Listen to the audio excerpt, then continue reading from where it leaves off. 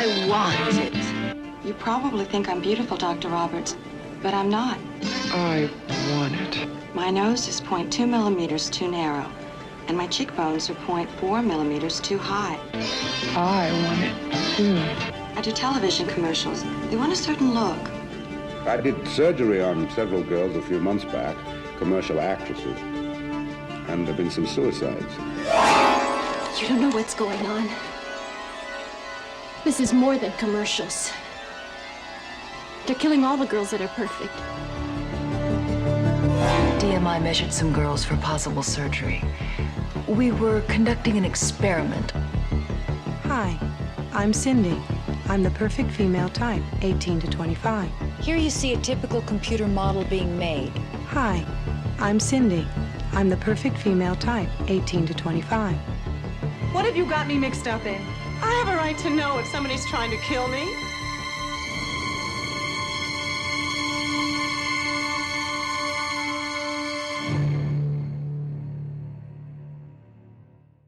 The following is a paid advertisement. Really? A paid advertisement? Wait, the B-Movie Cast got paid? Yes, the following is a paid advertisement. This episode of the B-Movie Cast is brought to you by the estate planning services of Twyla Minear Brooks, attorney at law. Remember, when the zombie apocalypse comes, things will move pretty fast. The body should be disposed of at once, preferably by cremation. Well, how long after death, then, does the body become reactivated? It's only a matter of minutes. Minutes? Well, that doesn't give people time to make any arrangements. Oh, you're right. It doesn't give them time to make funeral arrangements. The bodies must be carried to the street and burned. They must be burned immediately. Soak them with gasoline and burn them. The bereaved will have to forego the dubious comforts that a funeral service will give. They're just dead flesh and dangerous. So don't leave your estate planning needs until the last minute, because you don't know when that last minute could come. Call Twyla Minear Brooks, attorney at law, at 859-351-2294. That's 859-351-2294.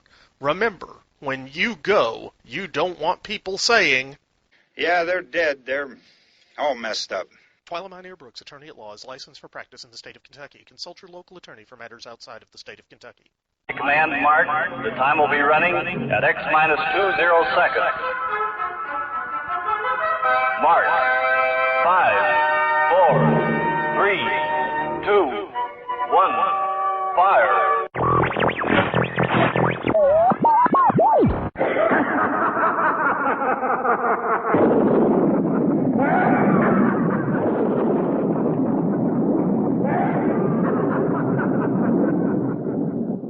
Spawned by the continuing decline and fall of society as we know it, and created on the second-floor spare-bedroom studio in the Piedmont of South Carolina. Podcasting on a shoestring budget and changing the world one freak at a time. It's the B-Movie Cast with your host, Vince Rotolo.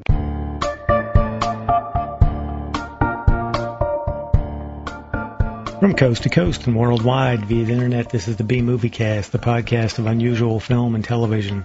Hi, guys, and welcome back once again to the B-Movie Clubhouse for episode 516 of the B-Movie Cast. Before I go any farther, I want to get our contact information out of the way. We love hearing from all of you, so we have a feedback segment devoted to your comments and suggestions, and this is how you can contact us.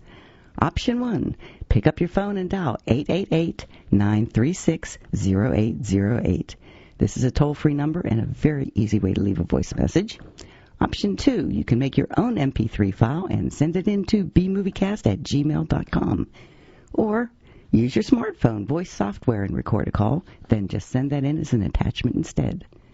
Or option 3, if you're not into talking, you can just shoot us an email to bmoviecast@gmail.com. Our website is bmoviecast.com, where you can subscribe to the podcast. It's free, and there you can join us on the Facebook B-Moviecast fan page and letterbox. Also, you can play the contest by sending in your answer by email to bmoviecast@gmail.com with contest in the subject line. And check out the links while you're there, or buy a t-shirt. I currently have smalls to 4X's. If you want to help us financially, there's a donation box you can click on as a supporter on the Lugosi, Karloff, Agar, and the infamous Xanadu level through PayPal. Also, the easiest way to donate is to click on the Amazon bar on the right side of our homepage. This Amazon link will take you to Amazon.com to make your purchase.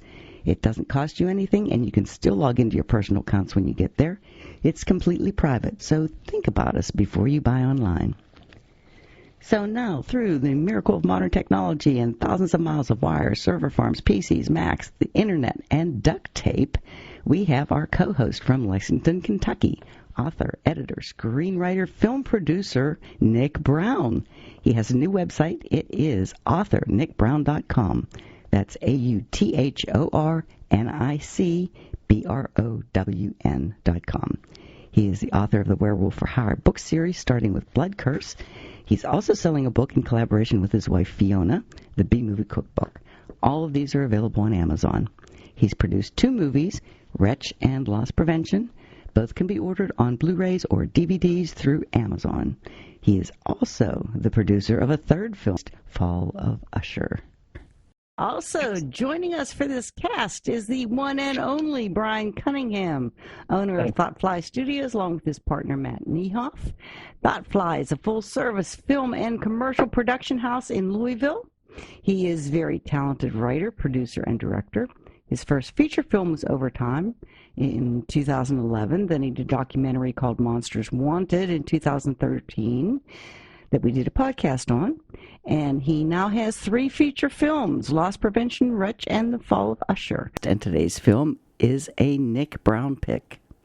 Today's movie is the 1981 science fiction techno thriller called Looker, written and directed by Michael Crichton. I have to admit that the first half bored me a little, but it made up for it in the second half. Great premise, but the plot was a little too confusing at times. And this is where I'm going to spoil the movie immediately. So, spoiler alert, giant spoiler. Spoiler alert. Go watch the movie. The studio cut a critical scene of explanation from the theatrical release, which was later restored for some TV broadcast edits, but not the one I watched, which would have made the movie a little less confusing, I think. In this scene, Reston explains that the surgical changes made to the models represent Digital Matrix Inc.'s intellectual property. When the surgery failed to produce the expected results, everything related to the effort had to be destroyed to prevent anyone from reverse engineering the process. So Reston arranged for the models' gruesome murders to ensure that their faces were ruined and attempted to kill or frame Dr. Roberts for those murders. Seriously, I couldn't figure out why they were killing the models. Oh, okay. Yeah. Thank you, Mary, because that has been a central question for me. Yes. Me too. Why did they kill the models? Exactly. I couldn't figure it out during the whole thing. It was like 2 different stories or something. It didn't make sense. Yep. Okay, so that makes sense. Because here's the thing. I thought they were doing it because they were agreeing to pay the models $200,000 a year every year that they use their images. Oh. Yeah, because but that's for a company that's that humongous. Yeah. That's a ridiculous idea. No, that's exactly right. And $200,000 in 1981 would be like, I don't know, $2 quadrillion now. But still. Don't they know all they have to do is get on board with AMPTP and pay them $30 a day and scan their face for eternity, right? Well, oh, wow. Somebody is causing the SAG-AFTRA strike to get all mad at you.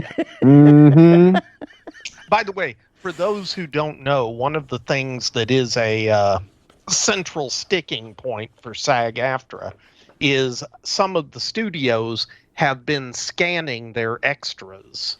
So they pay them for 1 day of work as an extra, and then they will use that AI duplicated scan in multiple films. Which is ridiculous. It is absolutely ridiculous. I think there are many, many legitimate uses for AI in filmmaking. Okay, I think it's a wonderful technology, but if you take away the artists that are doing it, if you replace the people with fake people, and you don't compensate the people for it, then you might as well be resting murdering models. True. There you go. I said it. Yeah. Very true. Yeah. By the way, that was another spoiler, because we're just spoiling the hell out of this movie. But to be fair, the movie did come pre-spoiled. Yes, that's true. That's true. By the way, Mary, what? Who is with us in this film? Oh, Brian Cunningham. Yay, Brian. Yay, Brian. It's been a It's while. me. You may remember me from such podcasts as last year. Oh. Yeah, it's been 18, like 16. Yeah, 16 months. Oh, you're making me sad. feel so guilty. Don't feel that guilty, Mary. Okay? Don't feel that guilty. Okay. I'm just saying.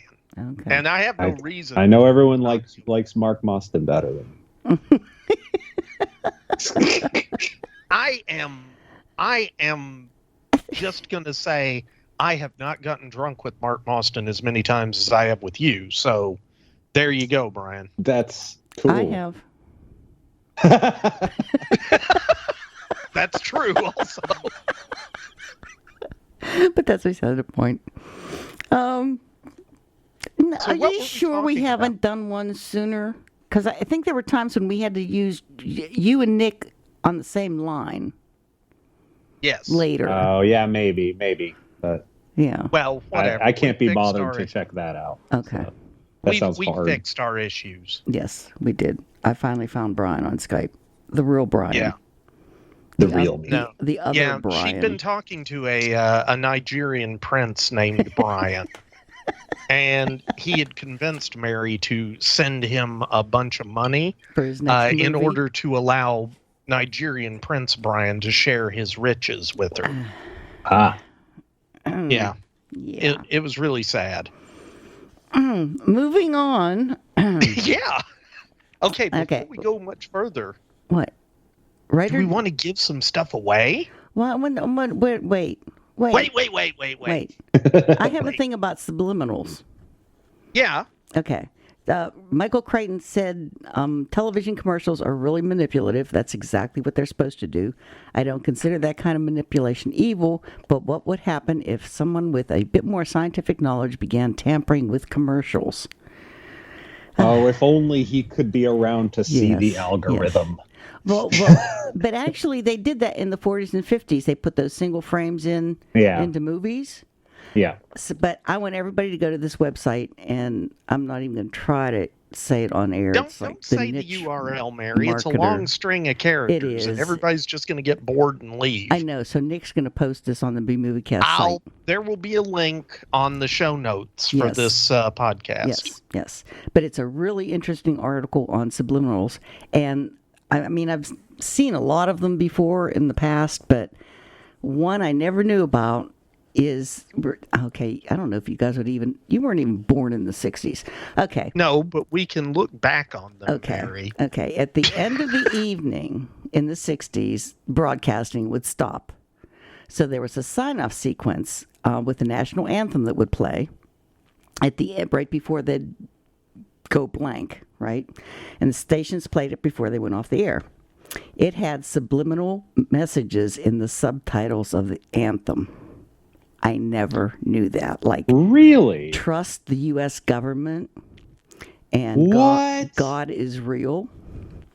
And they this can't be true. Go to this URL that Nic's going to post, and it shows. Okay, and by the way, ladies and gentlemen, I am not going to vet this URL for authenticity. Oh no! I am just going to post it because Mary has said that's a good way to Nic, control post this URL. misinformation. Okay. So I take absolutely no responsibility for the content of this URL. Okay. So, but if you just saying, if you go to this thing and there's a clip on YouTube of that, the little sign-off thing that they used to do, and I didn't even know you could do this when you're on YouTube. You can change the speed that you're watching. I didn't know you could do this, but I found out. And if you go to like 25%, you can just barely see like the beginnings of those words.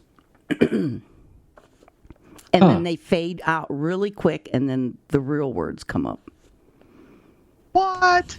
Yeah. I'm still. Yeah. Well, I'm gonna research it. Okay. Good. That seems. That seems conspiracy theory laden. I know. And it was interesting. Yeah. Well, okay, and let's remind the listeners. I'm gonna do my own research. Yes, always. Never believe anything the listeners we say. to do their own research. Well, normally I believe Mary. It's Nick that I have to watch out for. No, Nick's never, I just talked to aliens all week, and I'm like, I don't think that's true. That's because I did, but that's beside the point. All right, Jimmy. Don't remember. worst Jimmy Stewart. Worst Jimmy Stewart ever. But you're so proud Brian, of it. I don't know why I'm in River Falls. What's going on? Oh my God! It's terrible Jimmy Stewart time. He's gonna do the whole podcast. I know. Jimmy Stewart now. Maybe. All right. Should we talk about the movie? Did you guys watch this on Amazon Prime? Yes. I did. No, I didn't watch it. It was on Amazon Prime. I bought it. You bought? Word. Wow. I spent money on it. Wow. Okay. How much? Well, money? also I was like, it's Michael Crichton. I'll probably want to watch it more than once. Oh. Okay. Because it's Michael Crichton.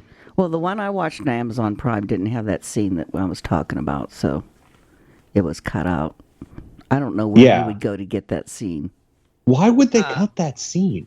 The movie was already pretty short. Yeah, it was only 90 minutes, which is, for a Michael Crichton movie, that's almost a sitcom level. Yeah, he must have been pissed, because I feel like there was a lot of that. There's a lot missing. There was a lot of missing scenes. You could just feel. Yeah. Yeah, there's a lot of holes in that movie in the plot, but I got to say the concept was very neat. Yeah, it was. And I'm also going to say he was looking ahead very accurately at some of the things that would happen. He did that Michael Crichton always did. Yeah. Yeah.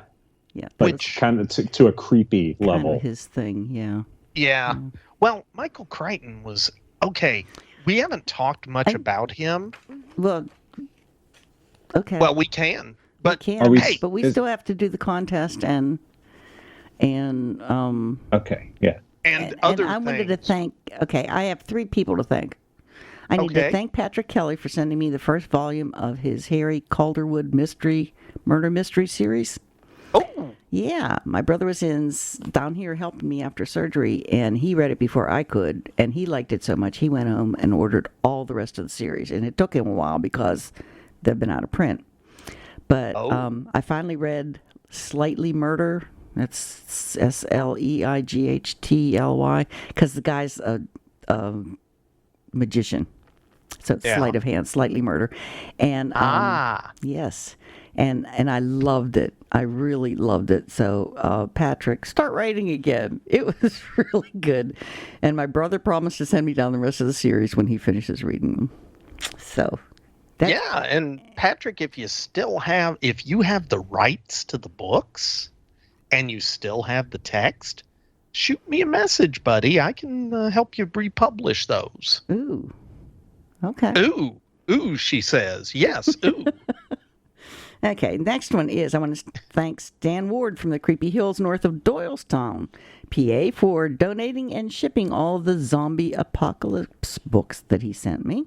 Oh! I'm going to be giving one away today and giving away his prizes, so... And you're going to be sending one to me, right? If you win the competition.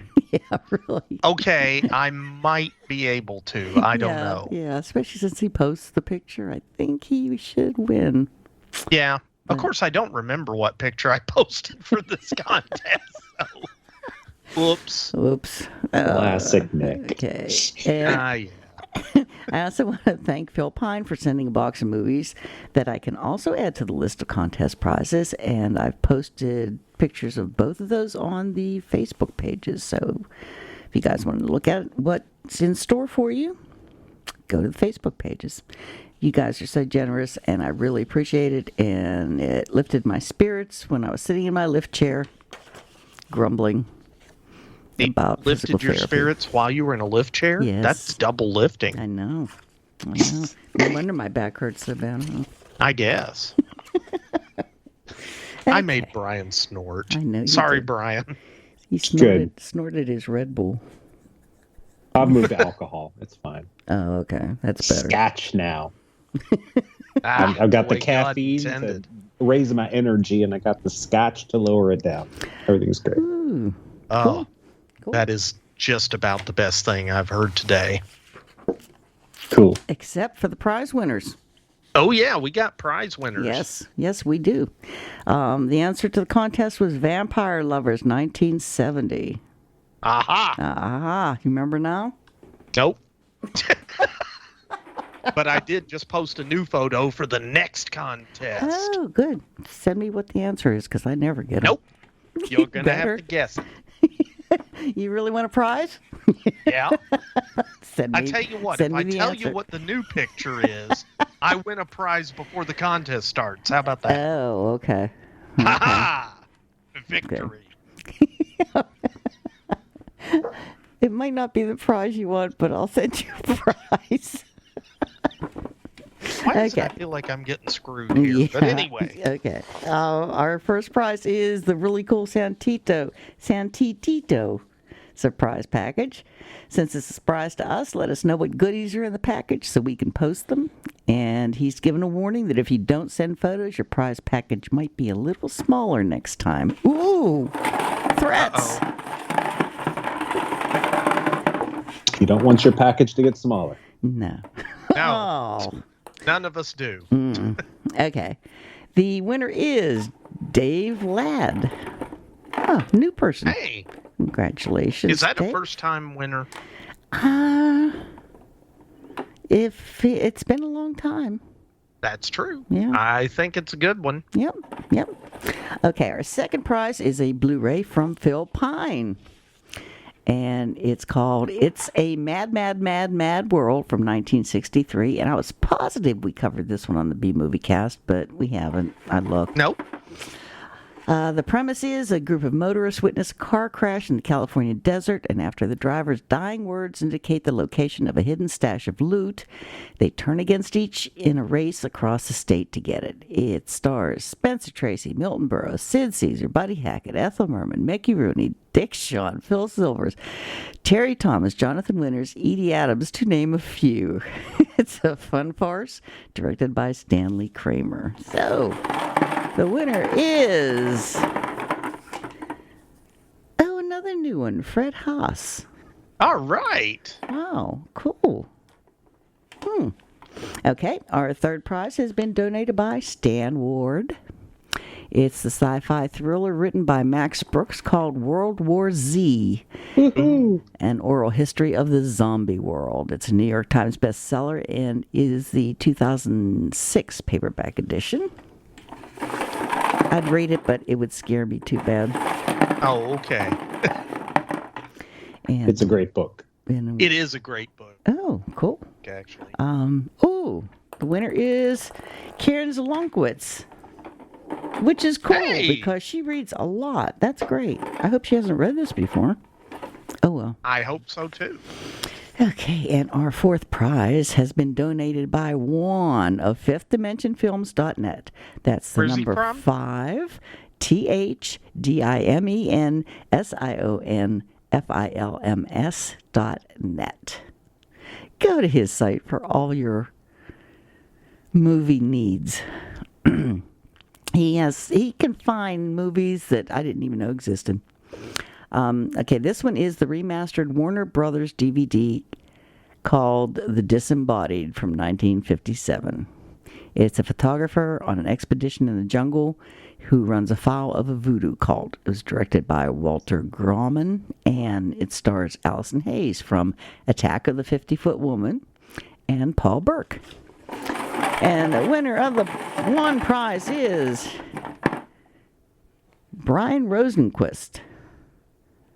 Okay. All right. Yes. Yay! I think we've had a run of people who haven't won a lot of prizes before, so this is a first. That's really weird. You know why? It's because we haven't because done I the didn't give podcast. away a prize. Oh, And I'm still not giving away a prize. Or it could be that you're cheap. I mean, you know. That's exactly right. What's your point? None at all. Okay, fair. Okay. So on with the movie, Looker, 1981. I just want to play the soundtrack, that amazing song.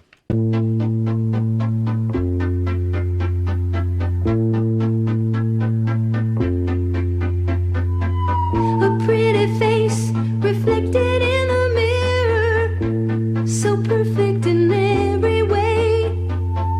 With every move, the picture's getting clearer. She's got it all, she's got it made. But when she smiles, is she really smiling? She's the only one who really knows.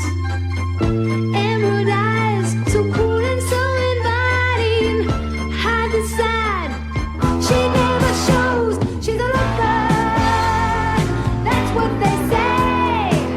She's got it all, yeah, she's got it made. She's a looker with a beautiful face, always on display.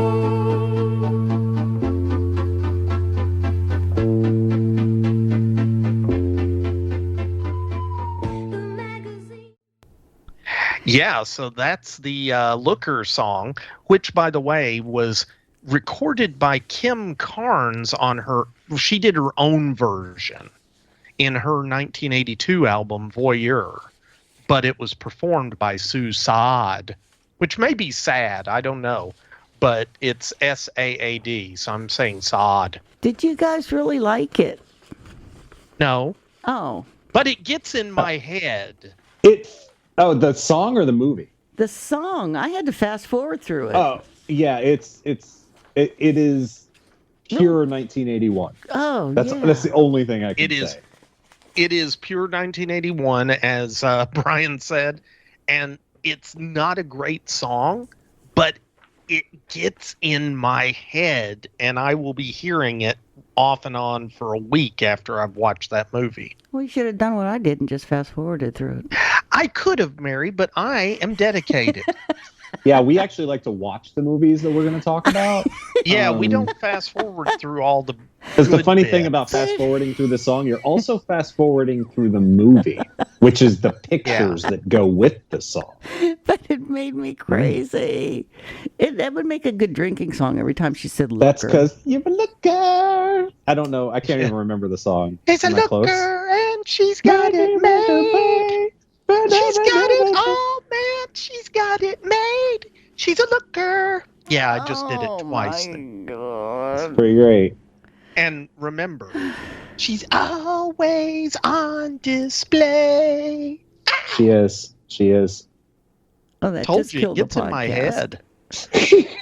Did it kill it, or did you just get 6,000 new subscribers? That's the question. And I'm going to say if we did, it's only because people use my song as a drinking game. But anyway, so we do know, by the way, why the film is called Looker, right? Because she's a looker. No, because they use the Looker device in it. Yeah. Which is Looker the device. light, ocular-oriented, kinetic, emotive responses. That is so Device. made up Is in that an the annoying gun? way. I know, it's terrible, isn't Yeah, it? it's the pew pew gun. Okay. The light Yeah. pew pew gun. Pew, pew, pew, pew. Exactly. Okay. It's a neat concept, but I kept being confused by what it did. Yeah. It flashes lights in a certain frequency that mesmer. It does what the little thing in Men in Black does. Yeah, but sometimes it knocked them out for like a minute, and sometimes it was like an hour. Oh, because it would knock them out, and then like they just keep knocking them out until they got whatever they wanted done. Oh, okay. Right, Yeah. and you could wake them up. By kicking them in the balls. By hitting them, physical interaction with them, That whatever. fight scene is just like all the ideas in this movie are actually pretty great. They are amazing ideas, and the But execution. oh my god, like the fight scene where he's just like Yes. punch. Okay. Yeah, Like, ladies what the and gentlemen. hell is happening? Just go to YouTube and Google fight scene from Looker, and I'm pretty sure you'll find it. Oh. If you don't, I will put it on YouTube till they make me take it down. But there was so much missing from this movie. Like, remember when they were having the shootout in the hospital, I guess, or his offices? In his and office, then, like, all of a sudden they're in a car chase? Yeah. And there's no explanation as to why they're now in a car chase?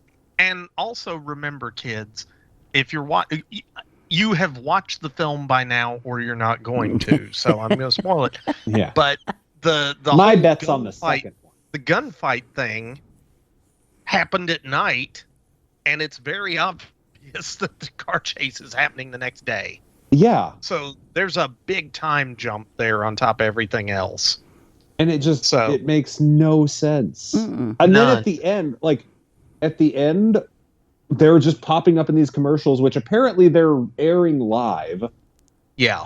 There's a whole subplot with like some kind of Manchurian candidate thing where they're putting the senator is going to get elected president. Yeah, but that's just like barely a side plot that never comes back.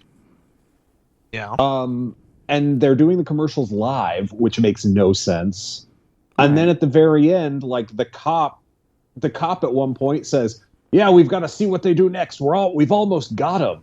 And I'm like, What's happening? Because just 2 scenes earlier, the cop was like, "We think you killed them," to the doctor. Yeah. And now he's like, "We got to see what the doctor does next. He's going to lead us right to him." And then he just killed the leader of the like mega corporation. Yeah. How many times did you guys watch this thing? Just once, and that's all and I you could remember take. that? Okay. Yeah, because I was so confused. I think I forgot half of that stuff. it looked like a movie, like it felt like it was just on the edge of making perfect sense. Yeah. But I kept feeling like I had missed scenes. Exactly. Yeah. But there was so much setup. Like there was all the stuff with the senator. There was all the stuff with the cops trying to track down the bad guy. And then the bad guy gets in the shootout at the end and the cop shoots him. And then at the end, I'm like, okay, so now they're going to do a reveal or something. But no, they just, after murdering multiple people, he walks out and makes jokes about dating the main character lady. Yeah. Yeah. And then it's over. And it's like, what? You just gave up. At the end, you were just like, it doesn't matter. I think maybe it was supposed to be like a murder mystery, so they were like throwing in a whole bunch of different elements so that you weren't sure. Well, who but was clearly doing the they were trying to murdering. get the senator elected president. Yeah. But they never referenced that. Mary, there is putting out a red herring. Yeah. And there's throwing somebody into the fish market. And no, I don't think any of this stuff was red herrings. I think all of this stuff was cut. Like, I think that there's a longer version of this movie that makes sense, but it's probably 2.5 hours and really boring because it's just people talking about stupid stuff that no one wants to watch. Yeah. That's probably true. But here's my thing. This is how I really know this is not a great movie. Michael Crichton did the Andromeda Strain. He did Westworld. He did Jurassic Park.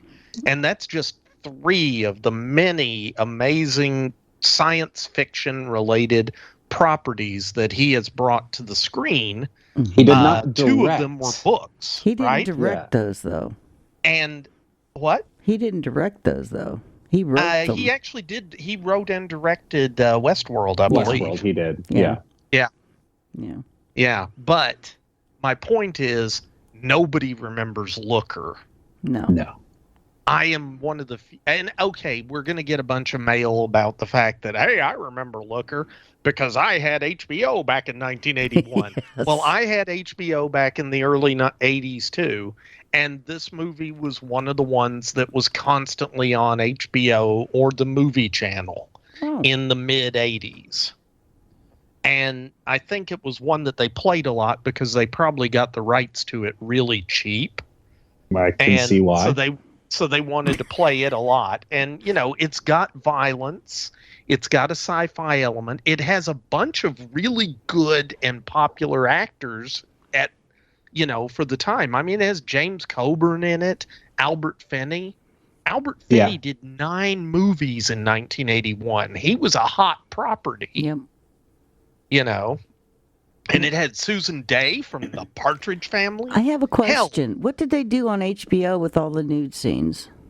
they showed them. It's okay. HBO, God bless. Oh, okay. Also, there's not that many nude scenes. No, there's not. Although, so I've seen this movie before, obviously. And I went to watch it again the other night, and I put it on, and I'm watching it with Fiona. And Fiona's like, oh, yeah, I remember this movie. And she immediately started knitting, which is, you know, and that's fine because, you know, I actually asked her if it was okay if I watched the movie with her or if I needed to get up early in the morning and watch it without her. And she's like, no, watch it. So, but as we're watching it, like within a minute, there's a nude scene. And she looked at me and I looked at her and went, yeah, Mary's going to say, I just wanted to watch this movie because of da boobies. It's true. And to be fair, when I was 12 or 13 years old, I did watch this movie more than it was probably worth watching. And it was because of da boobies. But I am not 13 years old now. So I can say I watched it because I wanted to analyze how terrible it was in a lot of ways, but what good elements it had too. Yeah. Yes. Okay. So here's a okay. So what if you turned it on? What if you turned the movie on 20 minutes in? Okay. So you're just like watching TV and the movie's 20 minutes in and you turn it on and you watch the whole movie. You're going to go, oh, that was probably a pretty good movie. I just must have missed the setup because I didn't understand some stuff. Yep. Yeah. But no, I think it's just bad. Yeah. Because it's not there. And it made me so sad because I love Michael Crichton so much. I know. Yeah, I know. And that's the thing. It has the bones of a really good movie. It's just they didn't put the sinew in to hold it together. Also, it's got that feel of that same plots that exist in the John Carpenter movies of that era. Yeah. Like it feels, honestly, when I was watching it, I'm like, is this Halloween 3? Because it feels like Halloween 3. Where it's just like some mysterious whodunit murder mystery. And then like the older doctor guy gets the young girl and they have to go investigate, but she's in danger. And like there's some plot to take over the world done by a gray-haired man who's, you know, in one it's he's a druid, and in this one it's technology. It's like the same movie. Yeah. No, it is. You're right. Now that I think about it. Yeah. Sorry. Oh man, I think I just broke Nick. I didn't mean No, I don't. No, you did break me a little bit, but that's I'm actually thinking about that, and you're right. Yeah, and they're very similar. Yeah, and maybe that had something to do with the vibe at that time. You know, a lot of cocaine was done in the 70s, and I think that led to a certain type of film to be made in the early 80s. I'm just saying. Okay, so I'm not seeing the line that's been. If you do really, cocaine in the 70s, you make a movie about either. Well, okay, never mind. I'm not even going to try. I know. You see, that's because you haven't done enough cocaine. I didn't follow your line of thought there either. Nobody's going to follow my line of thought unless they've done a whole lot of cocaine. Well, I still didn't follow your Tony line Montoya of thought. levels. Okay. Michael Crichton. Michael Crichton. Yes. See, that's the other thing is he writes novels. So I have a feeling that this book or this movie had a lot of detail that he had to simplify. Yeah. And in simplifying it, he made it kind of dumb. Like the gun's kind of dumb. Yeah. And then like also cut stuff so that, you know, you didn't you didn't get a chance to understand what was happening. I'll bet to Michael Crichton, the movie made perfect sense and was a really good movie in his head. It did, He wasn't because happy he with could it. fill in all the blanks. Yes. Yeah. You know, that's the thing. You guys were talking And about just- Halloween? Yeah. Do what? Talking about Halloween, the movie? Yeah. Halloween 3, yeah. Yeah. Michael Crichton married Anne-Marie Martin, and she had an uncredited cameo in Halloween 2, which was released the same day as this film.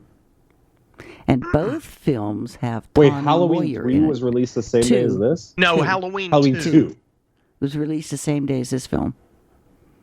So the woman he later married had an uncredited role in that.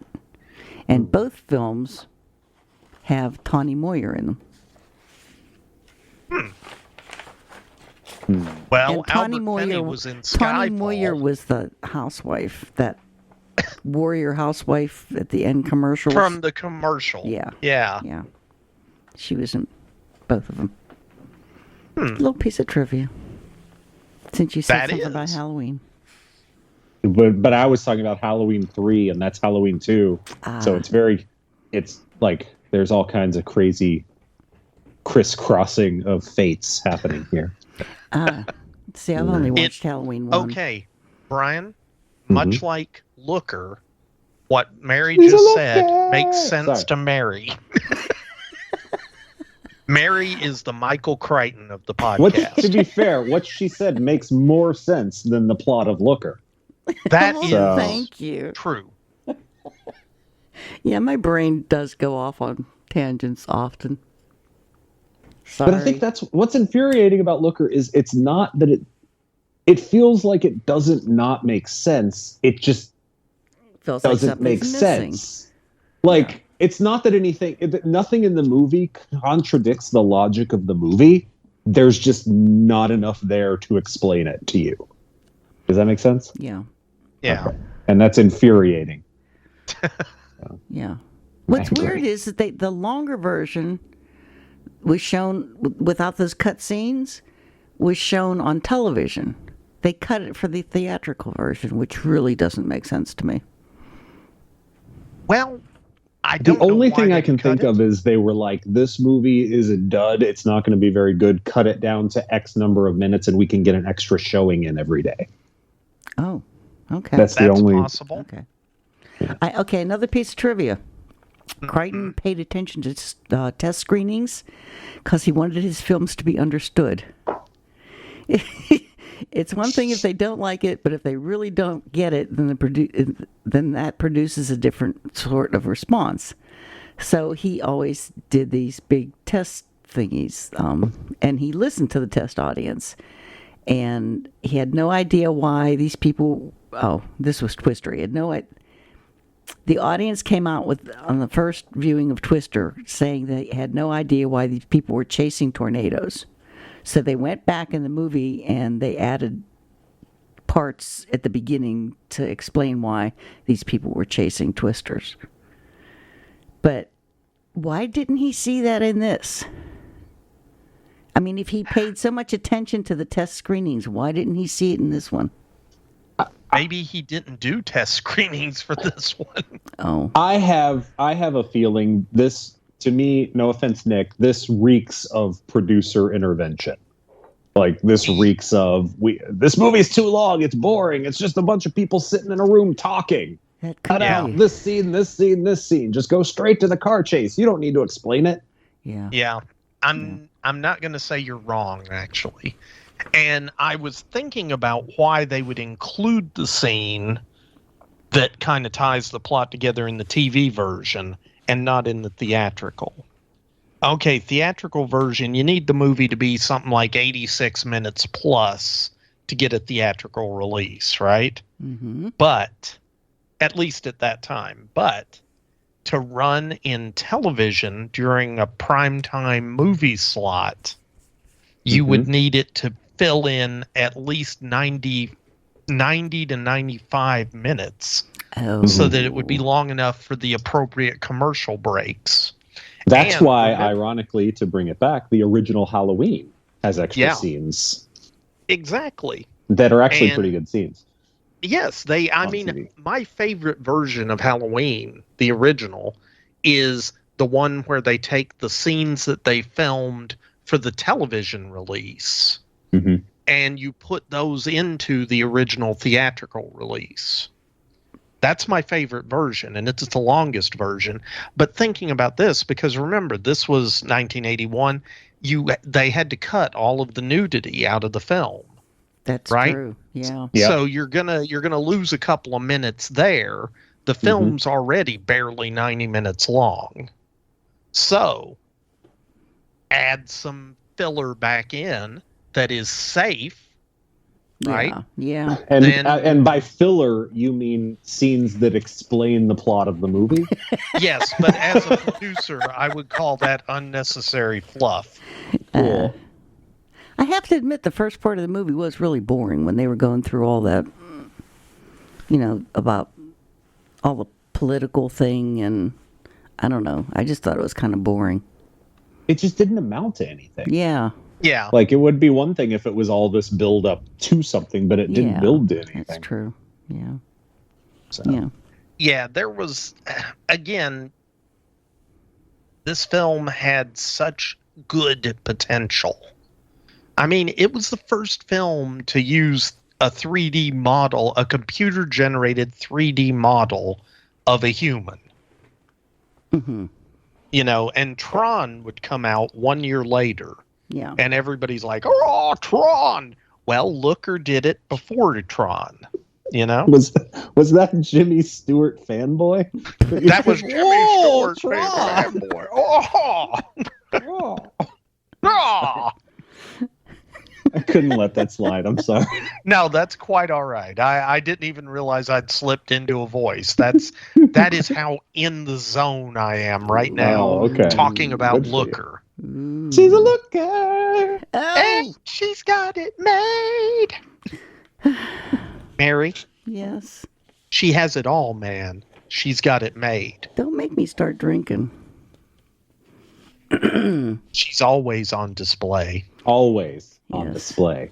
Which, if you think about it, that is a deep lyric. Yeah, it is. It's just put out there in a way that is such that you really can't appreciate it. Concur. And that's really what Susan Dey did. She started out as a model. Yeah. And she was in the Partridge Family. Yes. And she dated what's-his-face. Who's what's-his-face, The Mary? guy that was in the Partridge Family. The guy that was in the Partridge... Danny Bonaducci? No. Well, why'd you say it that way? Ooh. Fair. David Cassidy. David Cassidy. Yes. Yeah. Oh, yeah. Well, he's a looker. He was Cassidy. a looker. He was. Sorry. He had it all, man. He had it made. Mary. What? Carry on. And she was anorexic during Partridge Family. Well, it was, again, the 70s. A lot of folks that were involved in the movie-making business. Yeah. I think she wrote somewhere where a little kid walked up to her once and said, "Mommy, what's wrong with that lady?" And made her realize that she had taken it a bit too far. And yeah. So then she stopped. Well, that's good, because I like Susan Dey. She's a nice why lady. did you say she stopped in a sad voice? Well, because you don't And just then stop. She stopped being it. Because you can't. It was sad because you can't just stop something like that. It takes like a long time and a lot of psychological therapy and all kind of other stuff. And things. Yes, and And things. things. And things. And things. I didn't realize she was in L.A. Law. I never watched L.A. Law. Yeah. Huh. Okay. I also, Well, I have to bring up my other thing on my list of things to talk about. In every other movie of this era, it's about, like, okay, let's go back to Halloween 3. Oh, hello, young 19, 20-year-old girl. I am in my 50s and a doctor. Let's go explore this mystery. Oh, we just had sex. And this movie, she's like, hey, let's have sex. And he's like, nah. And I loved that. Like, he's like, no, I'm not going to date you. Not going to have sex with you. This is just asking for it. Yeah. So Yeah, like that didn't happen in the 80s. You had a main older male character like flat out refuse sex how many times in that movie?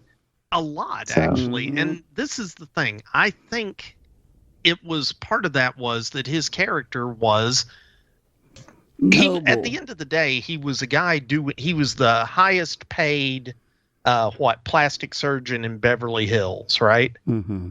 So he had to have a certain level of, scruples, I guess. Yeah. I don't know. That's how it comes across anyway. That's how it comes across. It's not what it really happens, but that's how it comes across in the movie. Yeah. Well, and that's not a bad thing that he actually was a moral individual. I know. I like that part. I appreciated that part. Yeah. Mm-hmm. Yep. But I mean, let's think about this though. So based on the cut scene that explains why Reston Industries had to kill everyone that was involved in the whole computer-generated model system, right? Yes. So they were killing the models so that you wouldn't be able to see that they weren't perfect. Which, by the way, I don't know how any human would ever detect it. But no, they were killing models because they didn't want a rival company to do measurements of these girls' faces, because the measurements of their faces were actually proprietary information. That makes more sense. Okay, I was slightly misunderstanding it. Yeah, which, I mean, when you really know how corporations work, it's not that far out of the realm of possibility. I own your face now, and if another company gets your face, yeah. But, okay, so they decide to frame the plastic surgeon for the murders. Right. Because that was something that they set up. Because then you can take him out too, and then he can never replicate that. And because now you've got your 4 perfect women, you don't need any more, because you can use them all the time. Right. Forever, in perpetuity. Yeah. Yeah, so cute. SAG actor strike. So SAG actor. It's a very topical was that a movie subliminal right now. thing that you just threw in there? What? SAG. Yeah. Well, that is subliminal. Subliminal. That's what they want to to show do. That's what they're trying to do. I know. And to be fair, not a good thing. Go ahead. No, I was done. Okay. I do want to say, by the way, for the record, I do support the SAG-AFTRA strike and the Writers Guild of America strike. Of course. But that's beside the point. Oh, sorry. We're not supposed to get political. I can get political because I only come on the show once every 16 months. Well, I don't consider this political. I don't think it is either. I think it's existential. It is. It's existential. So, and I don't like eggs. Okay. So let's talk about some of the cast here. I know we've talked about them a little bit, but got to hit some of these main people. Why don't we start with Susan Dey? Okay. We already said she was in the Partridge Family, and she did not date Danny Bonaducci, but she did date David Cassidy. Yes. So, let's see. What else? Was she in any other movies that we like? She performed in 3 films with the nude scene. Yeah. Which movies were those, Mary? First Love and Echo Park. Okay. So and Skyjacked. I don't remember Skyjacked. I don't remember Skyjacked either.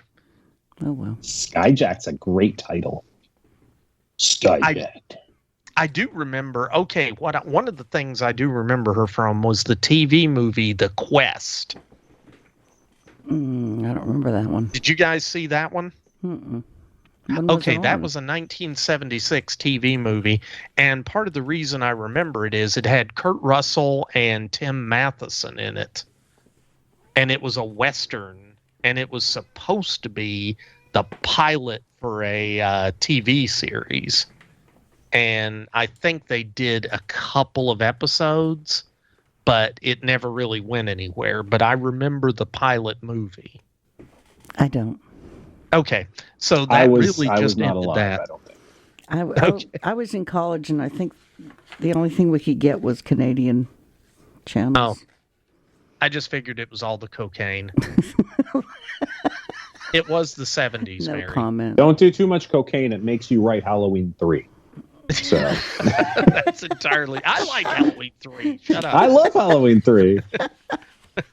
That's true. I'm the one who associated with cocaine. So she is best known for being in LA Law from 1986 to 92. Plus, she did a couple of, I think, LA Law movies. But again, these were made for TV movies. And that's where most of her career has been, is doing TV stuff. And that's not bad. Mm-mm. I mean, my God, being part of LA Law for 8 years would have been fantastic. Mm-hmm. Yeah. I watched it. And I didn't realize, but the Partridge Family actually ran for four seasons. So it had 96 episodes. Mm-hmm. That's not bad. That's a good run. Now that song's in my head. What, the Partridge Family song? Yeah. Traveling along, there's a song that we're singing. Da, da, da, da. Yeah. Come on, Well, get there was happy. also Yeah, that a was a short-lived Partridge Family cartoon in Was there? 1974. Yes. Partridge Family 80-20-200. They were in the future. They were in the future, and it was kind of a Bro, Jetsons I gotta ripoff. track this down. It was a Jetsons ripoff, and you need to Oh go my- Google that. And Oh what's my really God. funny, though, is it's a Jetsons ripoff made by the people who made the Jetsons. Oh my God, this Wow. sounds Yeah, great. it was This sounds- Hanna-Barbera. This sounds so much more interesting than Looker. Yeah, I'm not going to disagree. Yeah. Hmm. But, okay, the other main character in this was our boy Albert Finney. Yes. And I do like Albert Finney. Okay, he's been in a ton of stuff.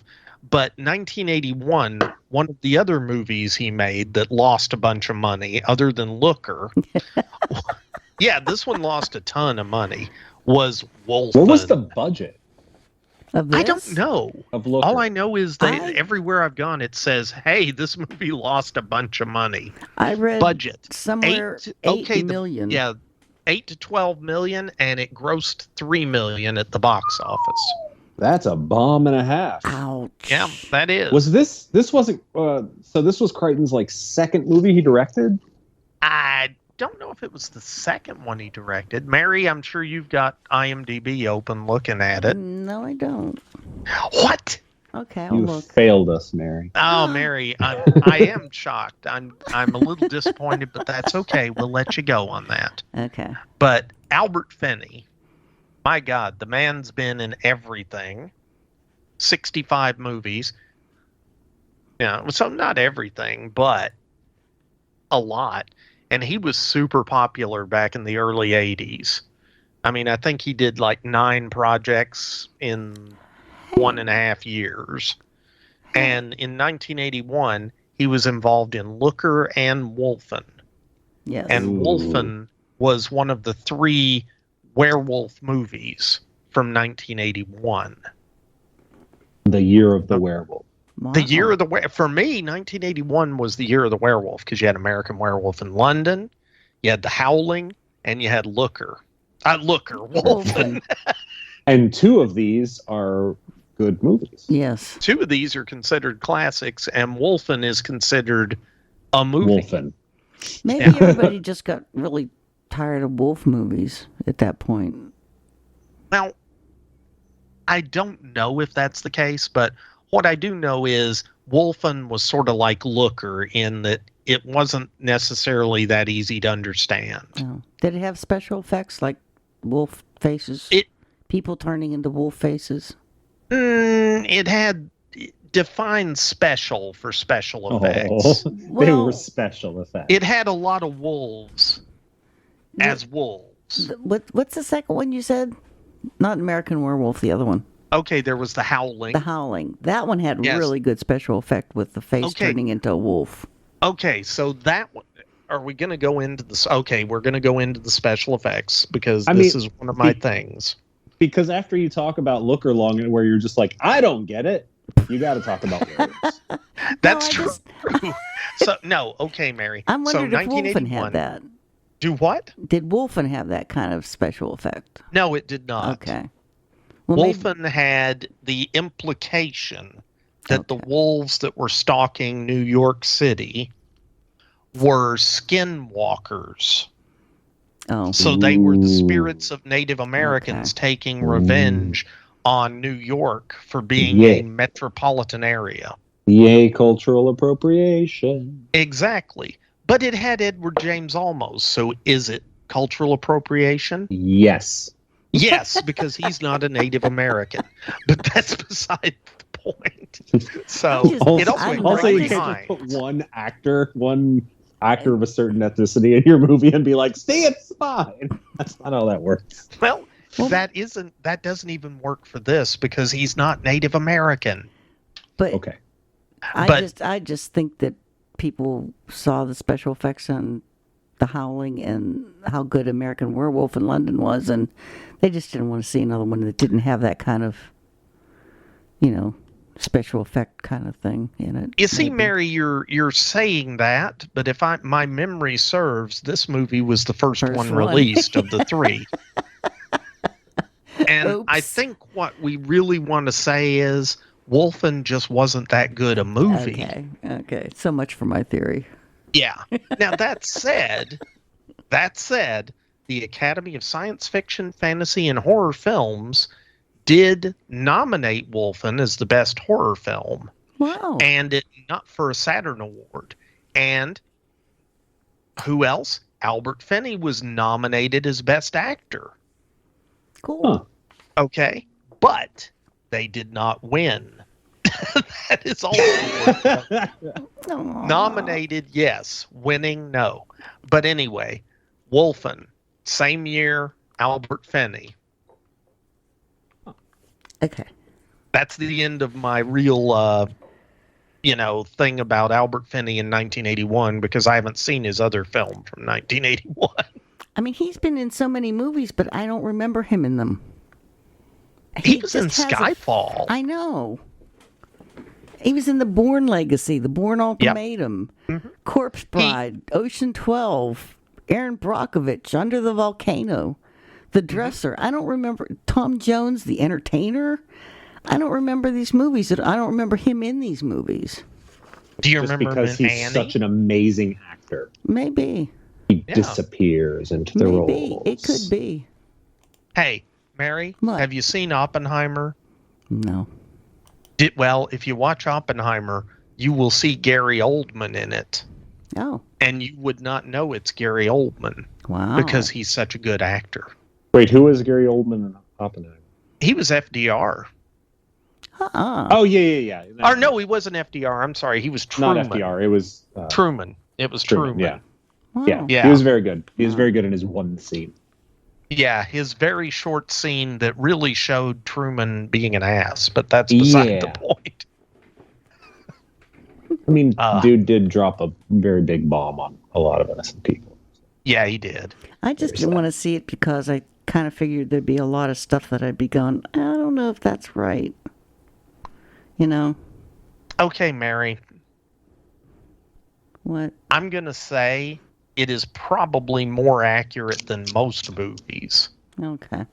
The biggest thing everybody's talking about, whether it was accurate or inaccurate, is whether or not Oppenheimer actually tried to poison his professor while he was at Cambridge. Oh, okay. I didn't know about that one, but that's a bit of a controversy for it. But okay.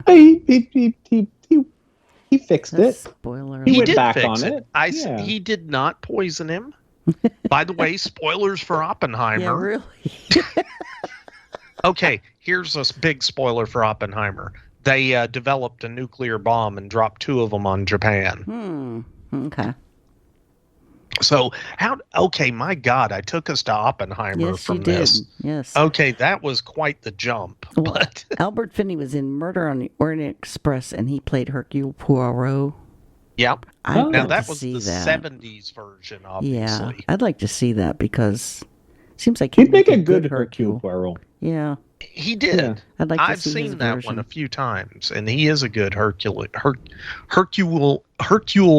Poirot. God, I'm having a hard time saying it. Aren't you the one who speaks French? No, that is Fiona. No. He does make an excellent Daddy Warbucks in the 1982 musical of Annie. He was in Annie? Yeah, there was an Really? Annie musical in 1982. Oh yeah, that is him. Yes, that is him. See, that's Holy crap, what we're yeah. saying. He Shaved really head, does. everything. He really does kind of disappear into his roles. Yeah, he does. And then he didn't really do a lot after that until the 90s. And then the 90s, he started kicking again. Yeah. Of course, I'm assuming that he wasn't, off doing theater and television, I suppose. That's true. And when you do theater, you could be in, if it does a long run, that's a year of your life. Yeah. And by the way, the dude has won so many awards, it's not even funny. I know. It's because he's so good that I don't ever remember seeing him in anything. I'm not sure if that's a compliment, Mary, but he did pass away in, 2019 at the age of 82. Aww. I actually didn't know Albert Finney was dead. Yeah. So thanks for that, Nick.